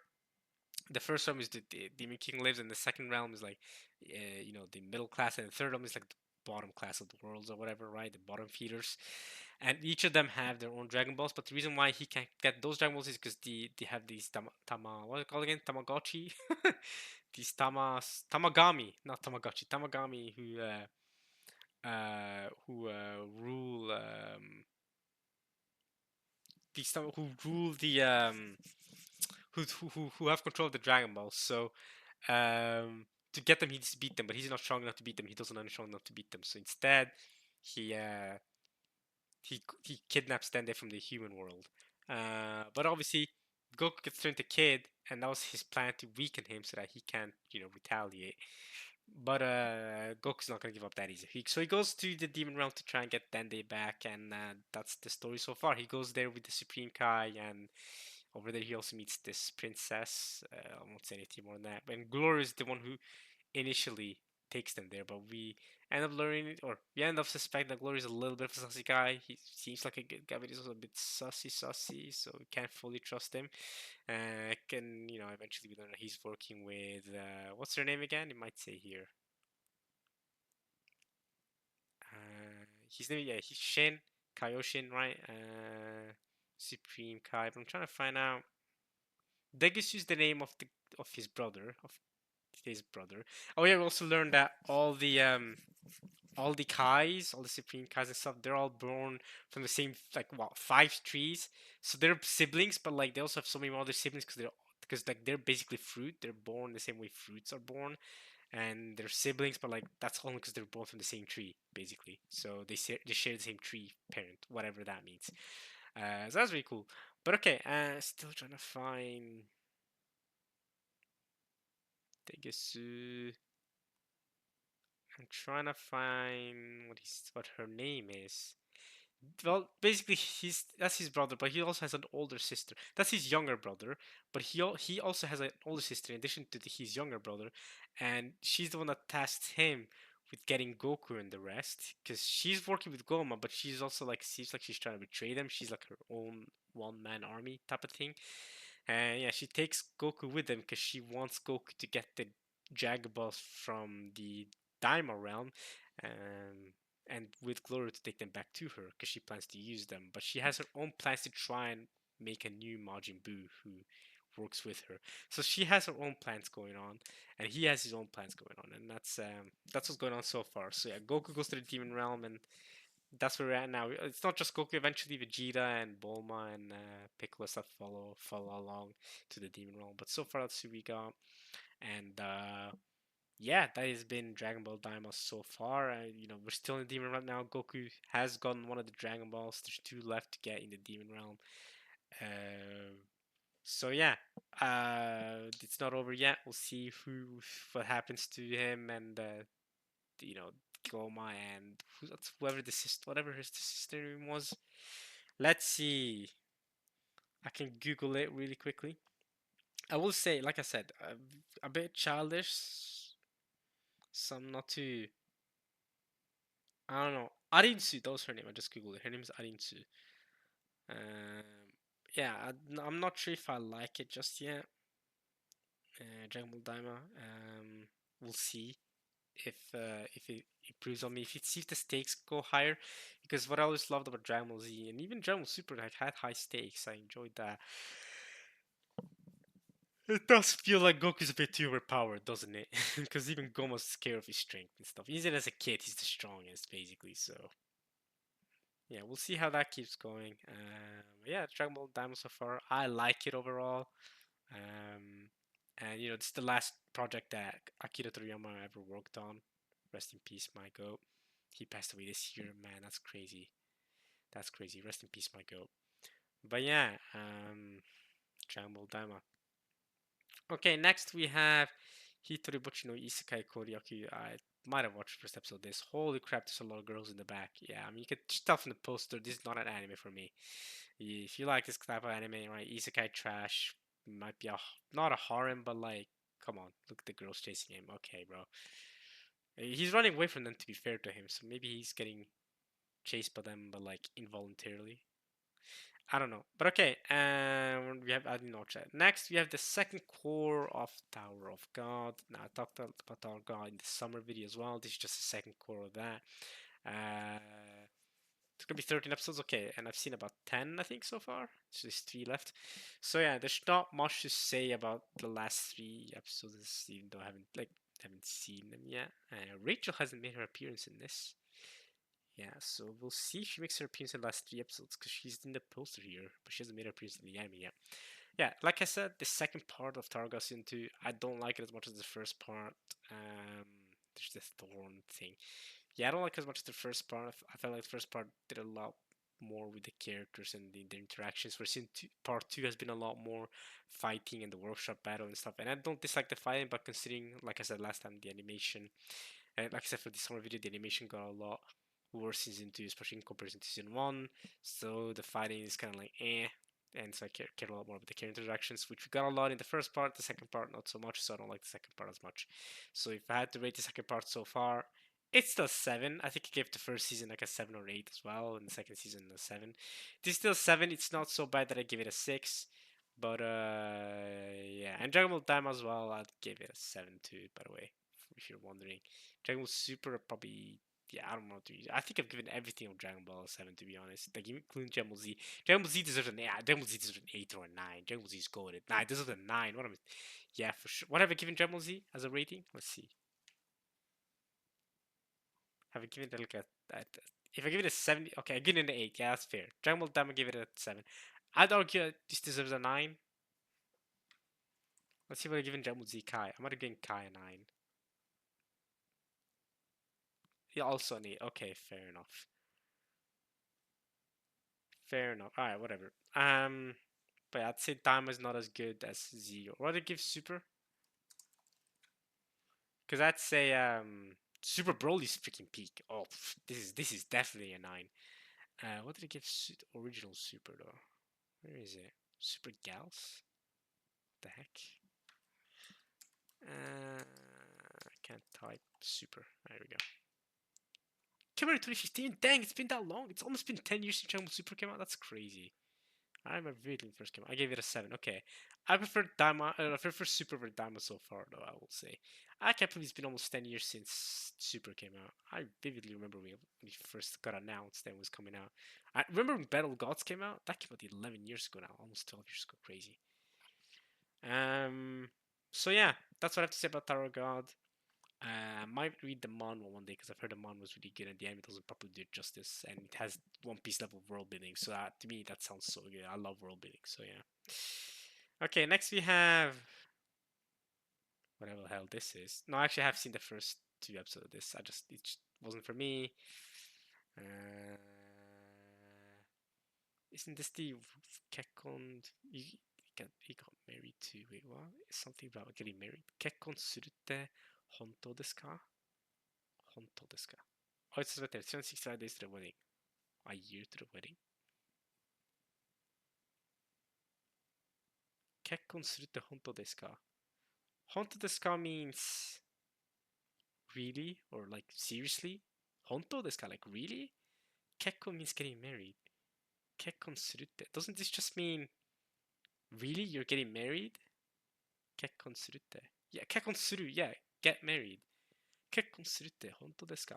Bro, it's the title is 365 days to the wedding, but the literal title in Japanese is getting married. Are you serious? Like you're really getting married? Are you really getting married? What's it say? Yeah, are you really getting married? Accurate. Okay. More titles. Just is right, but still winning. That's the English title. Okay, but I have not seen it. I have not seen this. Mao 2 2099. Um, I've been watching it. I'm probably just gonna finish it because I've seen like 10 episodes anyway. It says I forgot to add it to my list, but I've been watching it with friends. It's about this demon king who gets, well, he the hero beats him, and then he like gets like transported, or like he comes back in the year 2099. Don't remember if he got transported to the future or whatever, but I think it was something like that. And he meets this girl he's also one of his like retainers or whatever, like one of the other immortals who was working with him. But in 2099, the world is very different than like it was 500 years ago when he was the demon world, the demon king and whatever. But his power works based on how many people believe in him and knows his existence. So what he does, as you can see by the gaming controller, he becomes a live streamer in the world of 2099, and he gets his power back, and then through that, becomes stronger and stronger. And yeah, people in the current world kind of see him as a clown. It's very comedic. The anime is has a lot of comedy. So people see him kind of as a clown because he goes around calling himself the Demon King. Like imagine the Demon King or whatever, Demon Lord, I think he calls himself. So imagine somebody with life calls himself the Demon Lord unironically, but he also has this girl who unironically is with him at all times, and they're both immortals, right? There are some other immortals who are still alive, like this guy's immortal. He used to be alive during his time, and the hero Grom also exists. And yeah, that's what this is about. A lot of comedy, kind of like a comedy fantasy kind of thing going on. But there's also some sci-fi because if you have the year 2099, it's supposed to reflect that the year 2099. It's kind of like a blend between fantasy and sci-fi. It says you got demon lords and stuff, but you also have like sci-fi elements of the way the world looks in 2099. So yeah. Anyway, this anime is yeah, it's not for me fully. Some of the comedy is funny, but yeah, if that sounds like you could be to that type of thing, go ahead. This is the Ultimate Game thing, isn't it? I haven't seen it. Nope, I have seen the first episode, but yeah. Blue Exorcist is back. More Blue Exorcist. I'm not gonna lie, this is one of the more mid shonens I've ever seen. There are way better battle shonen anime out there you can watch, but you know, battle shonen regardless I'm gonna watch because I even if they're kind of made, I love them. For me, my isekai trash is stuff like Blue Exorcist. Like, you know what I'm saying? Like, I need me some Blue Exorcist. I love Blue Exorcist just for that, right? Because it gives me more. I say that, but I haven't seen Orient, and Orient was very much battle shonen trash. It felt like, even though it was made by the same person that made Magi, and I've heard great things about Magi. I really should watch Magi. But anyway, yeah, Blue Exorcist. This is the fourth season, and it's gonna get the second core next semester. So no, next season, I mean. So during the winter season, we're gonna get the second half of this season. Don't know how much longer the anime has to adapt of the entire manga, but yeah, I've been watching it. It's been good. Did I rate Mao? Yeah, I'd rate this like a 6 out of 10. By the way, this Mao anime and Tower of God so far. Honestly, part two. I said I rated a 7 earlier, didn't I? I might rate it as low as a 6 though, depending. I said that I probably wouldn't rate it as. It's not that bad at rate as 6, but looking back, I might rate a 6 depending on how the season ends, how these 13 episodes end. Now, if Rachel makes an appearance and there's gonna be a lot of cool, like a cool character moment with her at the end, this goes back to being a 7, or this definitely becomes a 7 for Tower of God. So yeah, for Blue Exorcist, honestly, we've seen a lot of like character like conflictions here with characters we haven't always seen this for, like with Yukio and forgot her name, but you know the one that always had her boobas out in season one, and we've seen a lot of inner conflicts with them. So yeah, I've been having fun with this. Yeah. Do I recommend it for you all? Probably not. I mean, again, if you enjoy Battle Shonen, really, sure, you could watch Blue Exorcist, but I will say there are better shonen out there you can watch. There are better, like, shonen jump, you know what I'm saying? Like, Don the Don is better than this, than Blue Exorcist, for example, right? But, you know, if you really interested in watching shonen, you could watch Jujutsu Kaisen or something before you watch Blue Exorcist. Just say that's my personal take. But if you're a big Blue Exorcist fan, maybe disagree with me. I still enjoy it though. Don't get me wrong. But yeah, I don't want to talk about it too much because we are on the fourth season, and like by this point, it's like if you know what's going on, you know what's going on. If you don't know what's going on, I don't even know where to begin to explain what's going on. But a lot of inner conflicts with the characters. Now we've known for so many seasons. Now they kind of get to the point where it's like, okay, they have to deal with themselves and stuff. You have to grow past themselves. It's what it feels like. You have this anime that I've not seen. This anime I have seen. I think it's freaking boring though. I've been watching just because my friends have been watching it, and I think it's boring as hell. It's about this girl who doesn't gets reincarnated, but like into her own world, and she's like a princess or something or whatever, and she gets married to this guy. His name's Hades, right? And there's this dragon, and the whole anime is very much like it can be very serious with the way like they want to defend their kingdom, but it's also kind of weird because it's a lot of comedy, like a lot of like jokes between how she's embarrassed by him saying he loves her, but then she also loves him, and he gets embarrassed by that, and it's weird. And they ride dragons, and there's I don't know. I think it's boring. More fantasy type of it's a fantasy type of anime. If you're into this, you might be into this. But yeah, she is she looks like an 8-year old whatever, but I just want to say she's reincarnated to her own self or whatever. Yeah, her mind is that of like a 16, 17-year-old, and he's like 19 or something. So it's not actually that's with relationship that they're together, even though she is a kid and he is an adult at 19. Physically, she is. But yeah, I've been watching it, but I think it's kind of boring. So I would not recommend it. I've not even added it to my list, but yeah. Okay, what is this? I've not seen this. I might have. No, I haven't. What is this? Doesn't seem like I've seen this either. Oh, is this my wife? Is a middle schooler or whatever, or elementary schooler? I think like his wife died and got reincarnated as a kid, and then the kid became elementary school, and then her husband. This is their daughter as well, I believe.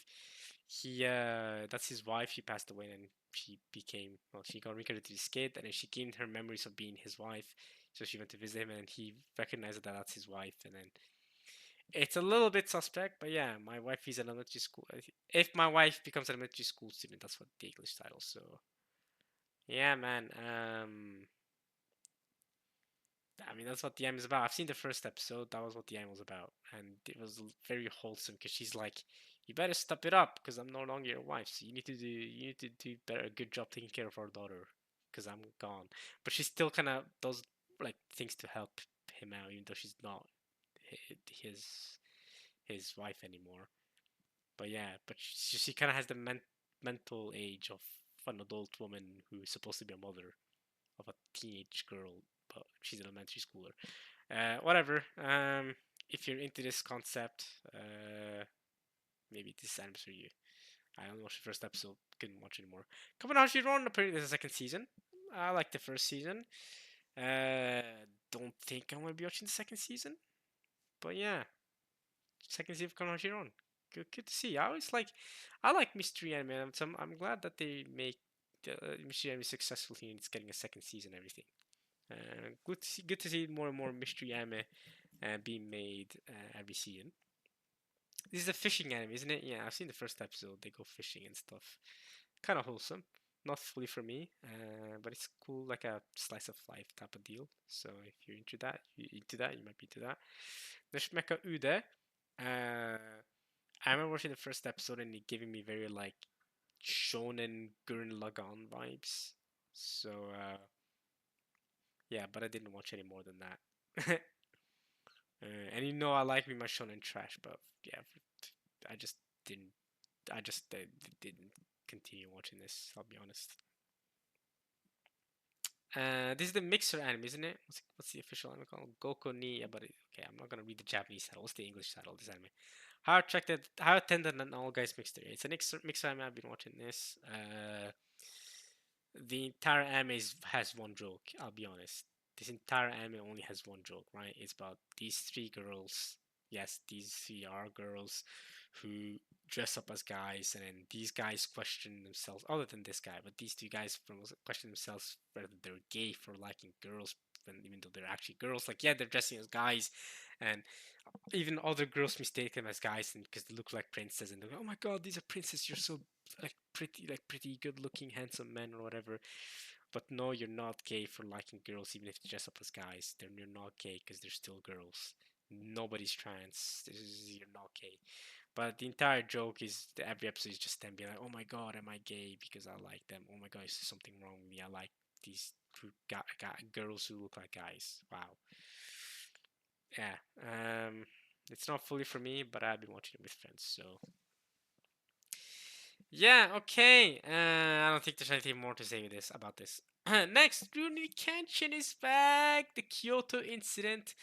Yeah, I've been watching this second season of Rurouni Kenshin. I believe we're not gonna get any more than 3 seasons, are we, of Rurouni Kenshin? So we're gonna get this second season, which will probably wrap up the Kyoto incident and the arc with our boy Shishio as the antagonist this season. Right, we're gonna have 23 episodes, and then we're gonna have a third season, which will adapt the rest of the manga that the original Rurouni anime didn't. Like back in the 90s, it didn't adapt the entire thing because it wasn't caught up, so it did like a filler third arc. But now we're actually gonna, their remake is actually gonna adapt the whole thing. So I'm excited to see it. I've been watching it. It's very fun. I love me some Rurouni Kenshin, and yeah, I've been enjoying it basically. So yeah. If you enjoy the first season, you'll enjoy this. I think it's been even better than this first season. Right? I love it. Yeah, and it's one of the classics of you know weekly Shonen Jump anime, right? Despite the horrible things that the author has done, we all know this. Let's not talk about the controversy around the author now. The actual anime is good. Let's appreciate the anime for what it is, because the people making the anime is not. This is the author, right? We have the director, the animators, the people who do the sound effects, the voice actors, right? The coloring, all the people working in this anime, all the producers. There's all those people deserve appreciation for everything they're doing for this to be Kenshin. And yeah, once this season is over, I heard that I'm good to watch the Samurai X movie, which I'm definitely gonna do. If you guys don't know what Samurai X is, let me Google it for you. Oh, not Google it, but search it up for you. It's this really popular OVA that I've heard so many good things about. It also has a really high rating, and it is ranked 62, the 60th most highest ranked anime of all time. So that's a very high rating. I'm definitely gonna be watching this Samurai X Trust and Betrayal once I finished with this second season of the Kyoto arc. So yeah, that is the plan. As soon as this is over. Yeah. But it's more Rurouni Kenshin. Good stuff. If you don't know what Kenshin is about by this point, right? I mean, you probably should. If not, you could watch the first episode of the remake that came out 2 years ago now. It's been good. I've been enjoying it. It's about this guy named Kenshin. He's a Rurouni. If you don't know Rurouni is, it's a name that was made up by the mangaka. It's a combination of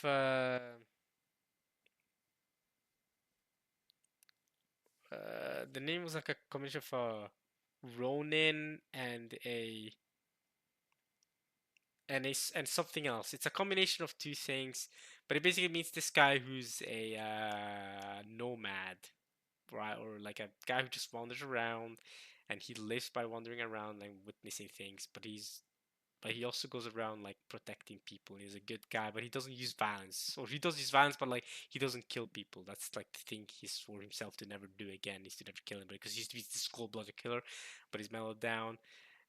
Especially after meeting this girl Kamiya, who's like tells him to chill out, relax, like can't be killing people because her entire she owns a dojo and her entire set of dojo is that We're here to defend ourselves. We're not ourselves. We're here to do. We're not here to kill others, right? That's the entire message of our dojo. But they keep needing guys to try and test him on how far is he able to go is for to do his non-violence means as a Rurouni. So yeah, and typically I don't like pacifist type characters, but in the case of Kenshin, they pull it off really well. Same thing in the case of Thorfinn Villain Saga. I think Thorfinn the Villain Saga is the best case they ever did it. Like that was the best example to ever do a pacifist type character. But typically I dislike pacifist type characters myself. But the way they did it here and the way they did it is, especially in Villain Saga, is really good. Not more Natsume Yujincho. I have not seen any Natsume Yujincho yet. I probably should at some point. But yeah, more Natsume Yujincho. Cool, cool, cool. This is like season 8 or something, isn't it? It says Shichi. I think it's season 7. If it's Shichi. Yep, season 7. I knew it. See, I know my Japanese. It says Shichi. I know it's 7. I know my Japanese. No, I'm joking. I really don't know my Japanese. I don't know what this anime is. I haven't watched it. Mao-sama retry. R. Does R mean that it's a season 2? R typically means that it's a season 2. Am I right about that? Am I right about that? It's a prequel? Yup, I knew it. Wait, the manga or the live is also called R. What the frick? The light novel also has an R in it. Ah, but it has a prequel. Hey, it's started in 2020. Hey, okay. When did the original prequel come out? Counting 2019. Okay, it makes sense. This is the sequel anime made after the sequel manga that came out after the first anime did. Okay, cool to know. More Hanoko-kun part 2 for the second season. Okay. Wait, second? No, it's just the second part. It's not the second season. Second part of the first season. But didn't the first part come out like freaking years ago? Didn't this come out like years ago? I remember when this came out. This came out a long time ago. Wait, 2023? No, it didn't. Hanako-kun. No, it didn't. Hanako-kun did not come out in 2023, did it? I swear it's been longer than that. Yeah, 2020. Okay, yeah, I was gonna say. Totally Bound Hanako came out in 2020. Okay, I was gonna say for a second. I remember it came out, but it wasn't that recent. It was not last year. Okay. So it's Totally Bound Hanako. This is after school Hanako-kun, and this is the second part of that. Okay, makes sense. That makes sense. Okay. More MF Ghost. This got a second season. Hype, hype, hype. I'll really like the first season. I'm not gonna lie, I have not checked out the second season. Maybe I should, but man, this is hype. This is hype for sure. I really like the first season. And Initial D. And then that I definitely gotta check out at some point Initial D just because of how iconic it is. Like the music is so iconic, but like the M as well. Like bro, I gotta check it out at some point. Yeah, this is the One Piece Fisherman Island remake. I've been watching it. We're episode 5 now, I believe. Mark that I've seen 5 episodes. I think. I think so. Maybe episode 6. I don't know, but it's gonna have 20 episodes in total. It's gonna end in April, and then we're gonna go back to the Egghead arc. They're doing this because they want to for one to let the manga go get more ahead, but also then to improve the quality of the academy, or at least improve. I say the quality is already been amazing. To keep up the consistent top tier quality of the Egghead anime is why they're doing this. But still, this is an updated version of the Fishman Island arc. Like this is still better, way better looking, and way better pacing than the actual Fishman Island arc in the anime. So if someone ever wants to watch One Piece, um, you watch through the original anime from the start all the way up until the end of Marineford, which is like episode 500 and something, and then and then after the Ace Sabo Luffy flashback, then you watch this version of Fishman Island, and then you go back to the original anime to watch Punk Hazard, because I don't think it's gonna adapt Punk Hazard as well. But I hope to do more of this. I hope they can follow this up with Punk Hazard and especially Dressrosa. If they do something like this for Dressrosa, let the manga continue and then redo Dressrosa. That would be amazing. I hope they do that. More frigging. This is Four Nights of the Apocalypse, isn't it? Yeah, Four Nights of the Apocalypse season 2. Okay, but people still watching this are still watching this. Okay. Ao no Miburo Blue something. What's it called? Blue Miburo. Blue Miburo. It's called Blue Miburo. Okay, just called Blue Miburo. This is the Shinsengumi anime. It's a Shinsengumi anime, isn't it? Uh, it's not. Never mind. I thought it was an anime about the Shinsengumi, but it's not. Never mind. I think next season we're gonna get an anime about the Shinsengumi.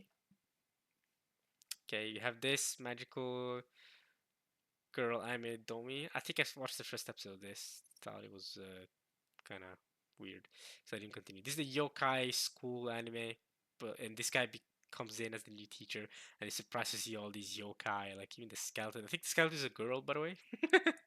So like we got all these these class, but this teacher has to take care of. So yokai school teacher anime. It's a comedy anime. It's kind of fun.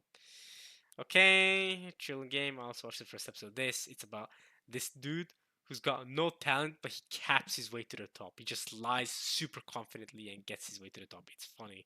I haven't continued it after like the first episode or two, but yeah, it's really funny. I should have continued it to be honest.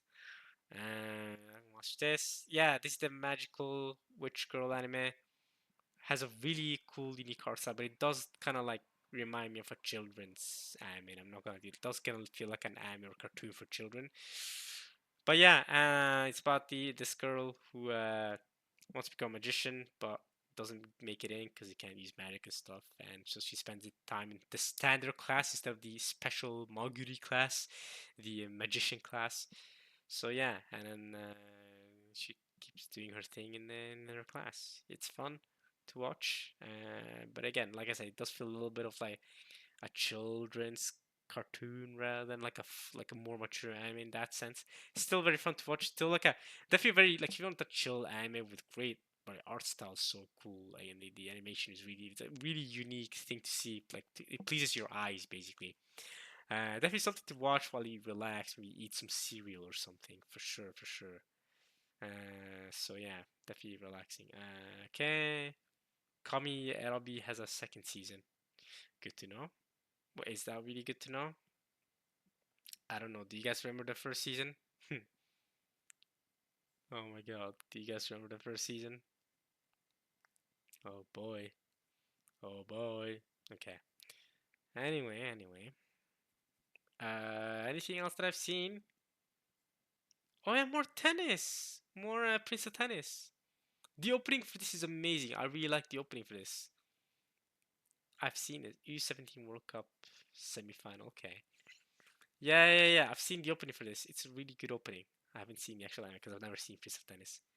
Connie King Kuiki level X. She looks like Hinata.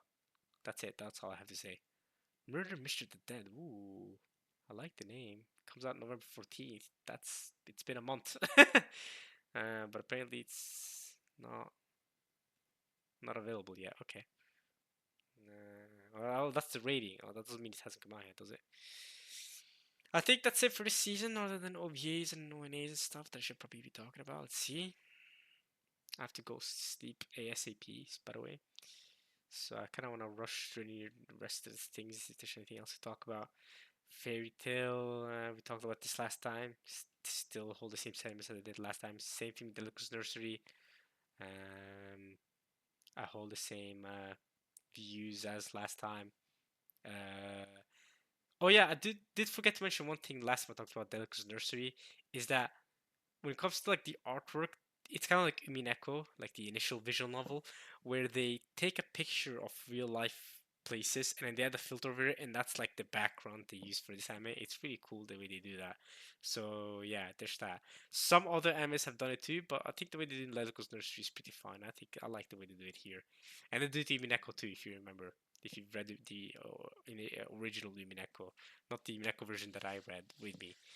I've seen some of those stills or some of those like backgrounds for Umineko and the way they're just pictures with filters on. It's pretty cool. This is the gay girl anime. Yeah, it's the anime with gay girls. Is it? Oh, it's a continue from last season. Okay. Okay, you or just Yuri. I should just call it Yuri. I don't know why I call it gay girl anime. Yuri anime or lesbian anime or girls love anime, whatever you want to call it. An interesting ONAs to talk about. One of the off and on most season. I talked about this last time. I'm pretty sure. Beastars final season. The frig. Okay, I played Beastars the first season, and I've never watched Beastars, so no comment there. Yosin Gangnam. This is Korean, isn't it? Lim Ju Gyeong. These are very Korean names. Also, the art style looks very Korean. Like this girl's appearance, very much a Korean anime or manhwa art style for a Korean girl. Definitely. I mean, this stuff, it looks like Korean style more so than Japanese. I'm not gonna lie to you. Is it Korean? It says the Japanese. Okay, bro. That's the title in Korean. Descent for Goddess or True Beauty. Okay. Is it Korean? It doesn't say about it being Korean, but I mean, I'm just gonna make that assumption. It says Naver Webtoon. Okay, yeah, I think we can safely assume it's a Korean ONA. Murai no Koi. Okay, I have not seen that. What is this? Gundam? Like realistic looking Gundam? High Card. 25th episode of High Card. Okay, released as an ONA. Interesting. Season 2 came out last season, so essentially they made the 25th episode its own ONA. This is the Fat Elf anime from last season. The really fat elf. This is also like a special episode that aired on the web and were later included as Blu-ray release of the series. Right, they're probably aired like this because this had a lot more fan service. It does have the ecchi tag. These two episodes probably had a lot more fan service than the actual anime did, so you probably got to see more of her like being sexualized, maybe, or some of the other elves or whatever. Elf can't be on a diet. That's a funny name for an anime, isn't it? That's a funny name for an anime, isn't it? Even the actual anime is called Plus-Sized Elf Muffin Top Island Calorie Lovers. An elf can't be on a diet. Alright, great. She might benefit from being on a diet though. I don't know how elf bodies work though. I don't know how elf bodies work. Like maybe being plus sized is a little bit fine. It's not like she's super plus size either, right? Like she's plus size, but she's not like obese fat. Like she's not like durable. Like this is still fine if you ask me. But I don't know. I'm not an expert on body sizes. I don't know, man. All right. Anything else to talk about? These are a lot of the Chinese. We get to a lot of the Chinese anime here, so not much to talk about there because I don't watch them in that. And if you guys watch them either, but maybe you do. I don't know. There's the Soul Leveling movie that also has the first two episodes of the second season, and there's no need to talk about this. We'll talk about Soul Leveling when the second season comes out next season. So yeah, there's the Attack on Titan movie, which is just a compilation movie from what we've seen from the specials. The only difference is that the last scene has the special, like, Mikasa being emo or whatever, like real life or alternate worlds of Eren, Mikasa, and Armin, which are cool. We saw this in the manga. I've seen the special screenshot or special videos for this compilation movie. If you're interested, you can check it out. You don't need to watch the entire movie if you've seen Attack on Titan, though. You can just watch go scroll to the end of the movie and watch like the scenes at the end with Mikasa, Armin, and Eren. Those special extra scenes if you want to. Other than that, you're not getting anything new, to be honest. Even though those things are not like super important, if you ask me. Fureru, I don't know what this is. Never heard of it. I don't think anything that comes after this. This is a gay anime. Yeah, okay. This is, I don't know what that is. Wait, Futo Tante? Seriously? Wait, Futo Tante got a movie? Damn. Because I remember this anime came out. Okay, this anime apparently got a movie. Has it come out yet? Comes out November 8th. Okay, so maybe people have watched it already. I don't know. Gintama on theater. Okay, I don't think there's anything else to come up. Gambatte Ikimashoi? Right. It's like a CG swimming, girls swimming anime. Okay, I don't know. Inazuma 11! Compilation matches from Inazuma 11 Football Frontier. Is this like a setup to the Oh, that guy. Oh, he's so cool. I love how the amount of people who thought this guy was a girl, by the way. A lot of Inazuma 11 characters are ambiguous in their look. Some of them look like girls. Apparently, Inazuma 11 has some special thing. I don't know. Okay. More Inazuma 11. Nintama. I love Inazuma 11, by the way. Fantastic, like childhood anime for sure. Love it, love it, love it. But there's a crazy amount of characters in Inazuma 11 that look like girls but are guys. Like this is a guy that looks like a girl. A lot of characters that people grew up thinking were girls but they're actually guys. So a lot of that we in Inazuma 11. Special One Piece fan letter. This came out. Did this come out this technically this season? Did it fall season? Did it come out as part of the summer season? Either way, I don't think I talked about it. This is peak. Megumi Shitani cooked once again. This is ranked number 3, top like third best anime of all time as according to my list. So that's all enough said. I don't need to talk about it. It's peak. If you don't know what it's about the stories of people who are the main characters in One Piece, basically. So this happens during the Marineford War and also during the and post time skip when the Sharks reunite in Sabaody. You get to see this girl who's a big fan of Nami live her life, but she also gets to see some random NPC Marines living their life. And this is a 10 out of 10. I mean, I give it a 10 out of 10. I think it's a masterpiece. It's peak. Enough said. Megumi Shitani, that's all you need to know. If you've seen One Piece up until Marineford and including when they reunite in Sabaody, you should watch this. It's peak. I don't think I need to say any more of that. The direction is amazing. The animation is beautiful. Every single scene can be dissected and analyzed and can be used as a wallpaper too. It's freaking awesome. It's kind of like the Bleach opening. Every single scene of the Bleach opening of the season can be used as a wallpaper. So yeah, apparently there's more quintuplets. Why? What is this? It's a movie that hasn't aired yet. Okay. It's a honeymoon trip movie. Okay. If you like the quintessential quintuplets, go ahead. That might be free. I've never watched quintessential quintuplets, so ReZero Break thing. Cool. Don't care, I guess. Fairy Tail Lucy's Diary, a recap of the first 13 episodes. Yeah, I remember when this came out. Just recap of the first 13 episodes. But we're gonna get that. Well, actually, no, we won't, because there's only gonna be 25 episodes this season, aren't there? And oh, start with the first 6 episodes of Delco's Nursery. Okay, I didn't know that. Recap episode of. Okay, sure. And that's it for this season, everybody. I don't think there's anything else to talk about. I could talk about what I think the anime of the year is and what I thought about this year. I already talked about during the summer season when I did the video for this that I think this is a disappointing year overall. And I do think Orb is probably my anime of the year, if not Mushoku Tensei. Fairy Tail's gonna have 25 episodes, so yeah, we're not gonna have another recap episode, okay? But there's 24 episodes plus the recap episode being the 25th episode. Unless, no, I think there's 35 episodes plus the recap episode making it 26 episodes. Yeah, I think that's how it is. But yeah, spring season had Mushoku Tensei, didn't it? Yeah, so anime of the year is between this bad boy and Orb. I cannot, I cannot decide. They're both peak. Um, but I'll have to decide once if I can be able to do the anime of or the Crunchyroll Anime Awards video. So if I get to be able to do that, I'll definitely talk about it then. So yeah, I hope you guys enjoyed this. I I don't know when I'll be able to do the winter 2025 video. Worst case scenario, I'll do the winter 2025, spring 2025, and perhaps even summer 2025 all in one go when I come back next year and I'm able to record more videos then. But yeah, this is how the winter 25 season is looking so far. I'm hyped for all these anime. I'll 100% be watching all these anime, Solo Leveling, so hyped for Apothecary Diaries. This is contender for anime of the year right off the bat for next like literally right off the bat. This contender for anime of the year with Apothecary Diaries. It's so good. The first season is incredible.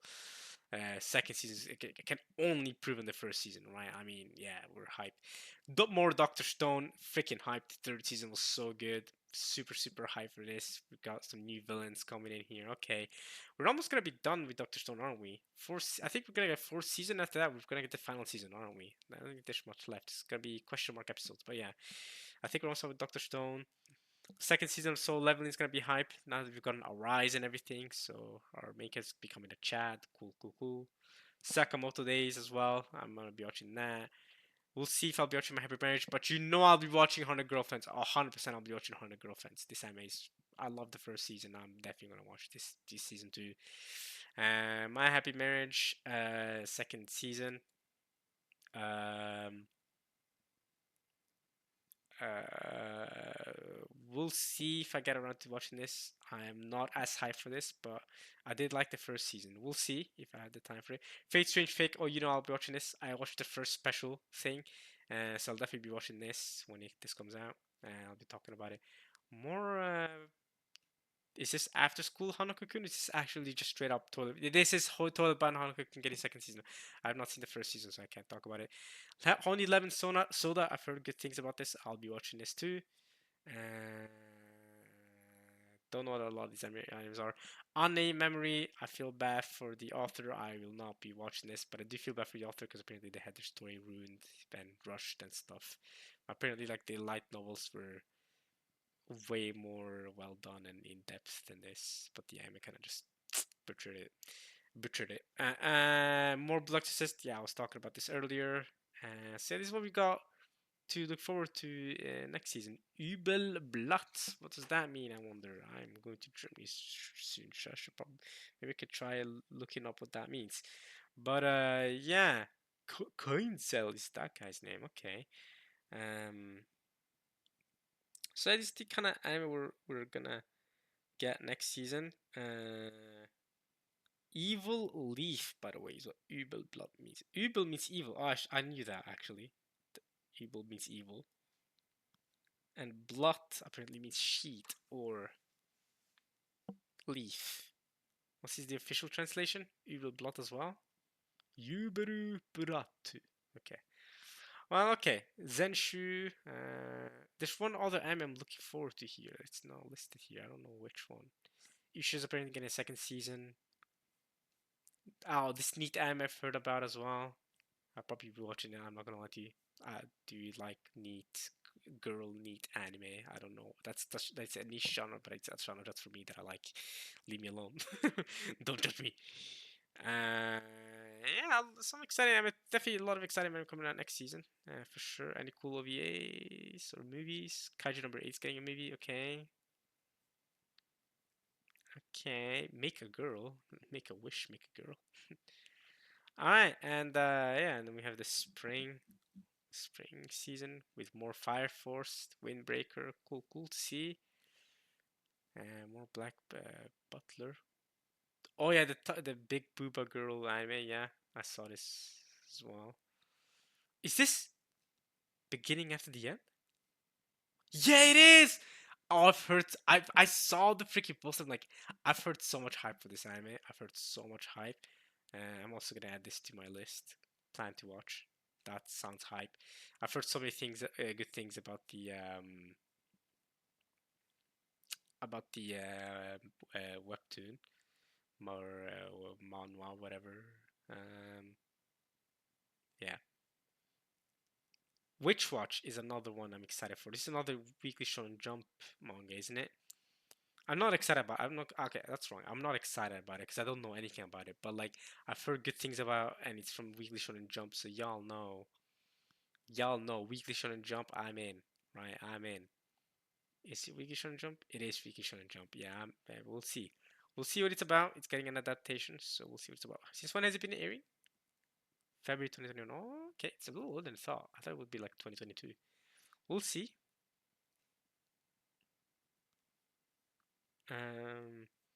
And surely freaking Goku design. Goku mixed with Beyblade design. Yeah, I mean, this hard topic of the spring season. More freaking Konosuba bonus stage for you. Original video anime episodes. Okay, for you who are interested in more Konosuba. And some movies start coming out. More another Conan movie. Holy crap! A Bokuto Roboko movie. That's crazy. And another 30 episode of Natsume Ujinshi season 7, which is currently airing, by the way. But okay, that's it for this season's anime. For fall. Like I said, watch Orb, everybody. Anime of the year, if you ask me. Definitely will be talking about it some more if I do the Crunchyroll video. But yeah, now I have to go because I need to sleep and have an exam tomorrow. So hope you guys enjoyed watching this at least as much as I enjoyed making this video. And yeah, this might be the last video recorded for the year. Very well might be. So if it is, I'll see you guys next year. I might record the end of the year fireworks thing that I typically do every year, that I've done every year for quite a few years now. Well, 3 years or so now. Just like the Crunchyroll tradition that I do every year as well. Been doing that too. So we'll see. But yeah, see you guys in maybe 3 months' time. We'll see. Again, I don't know if I'll be able to do a winter anime video, but see you guys soon whenever my YouTube channel comes back. That's all I'll say. So yeah, hope you guys enjoy watching this. This is much enjoyed doing it, and alright, y'all. Peace.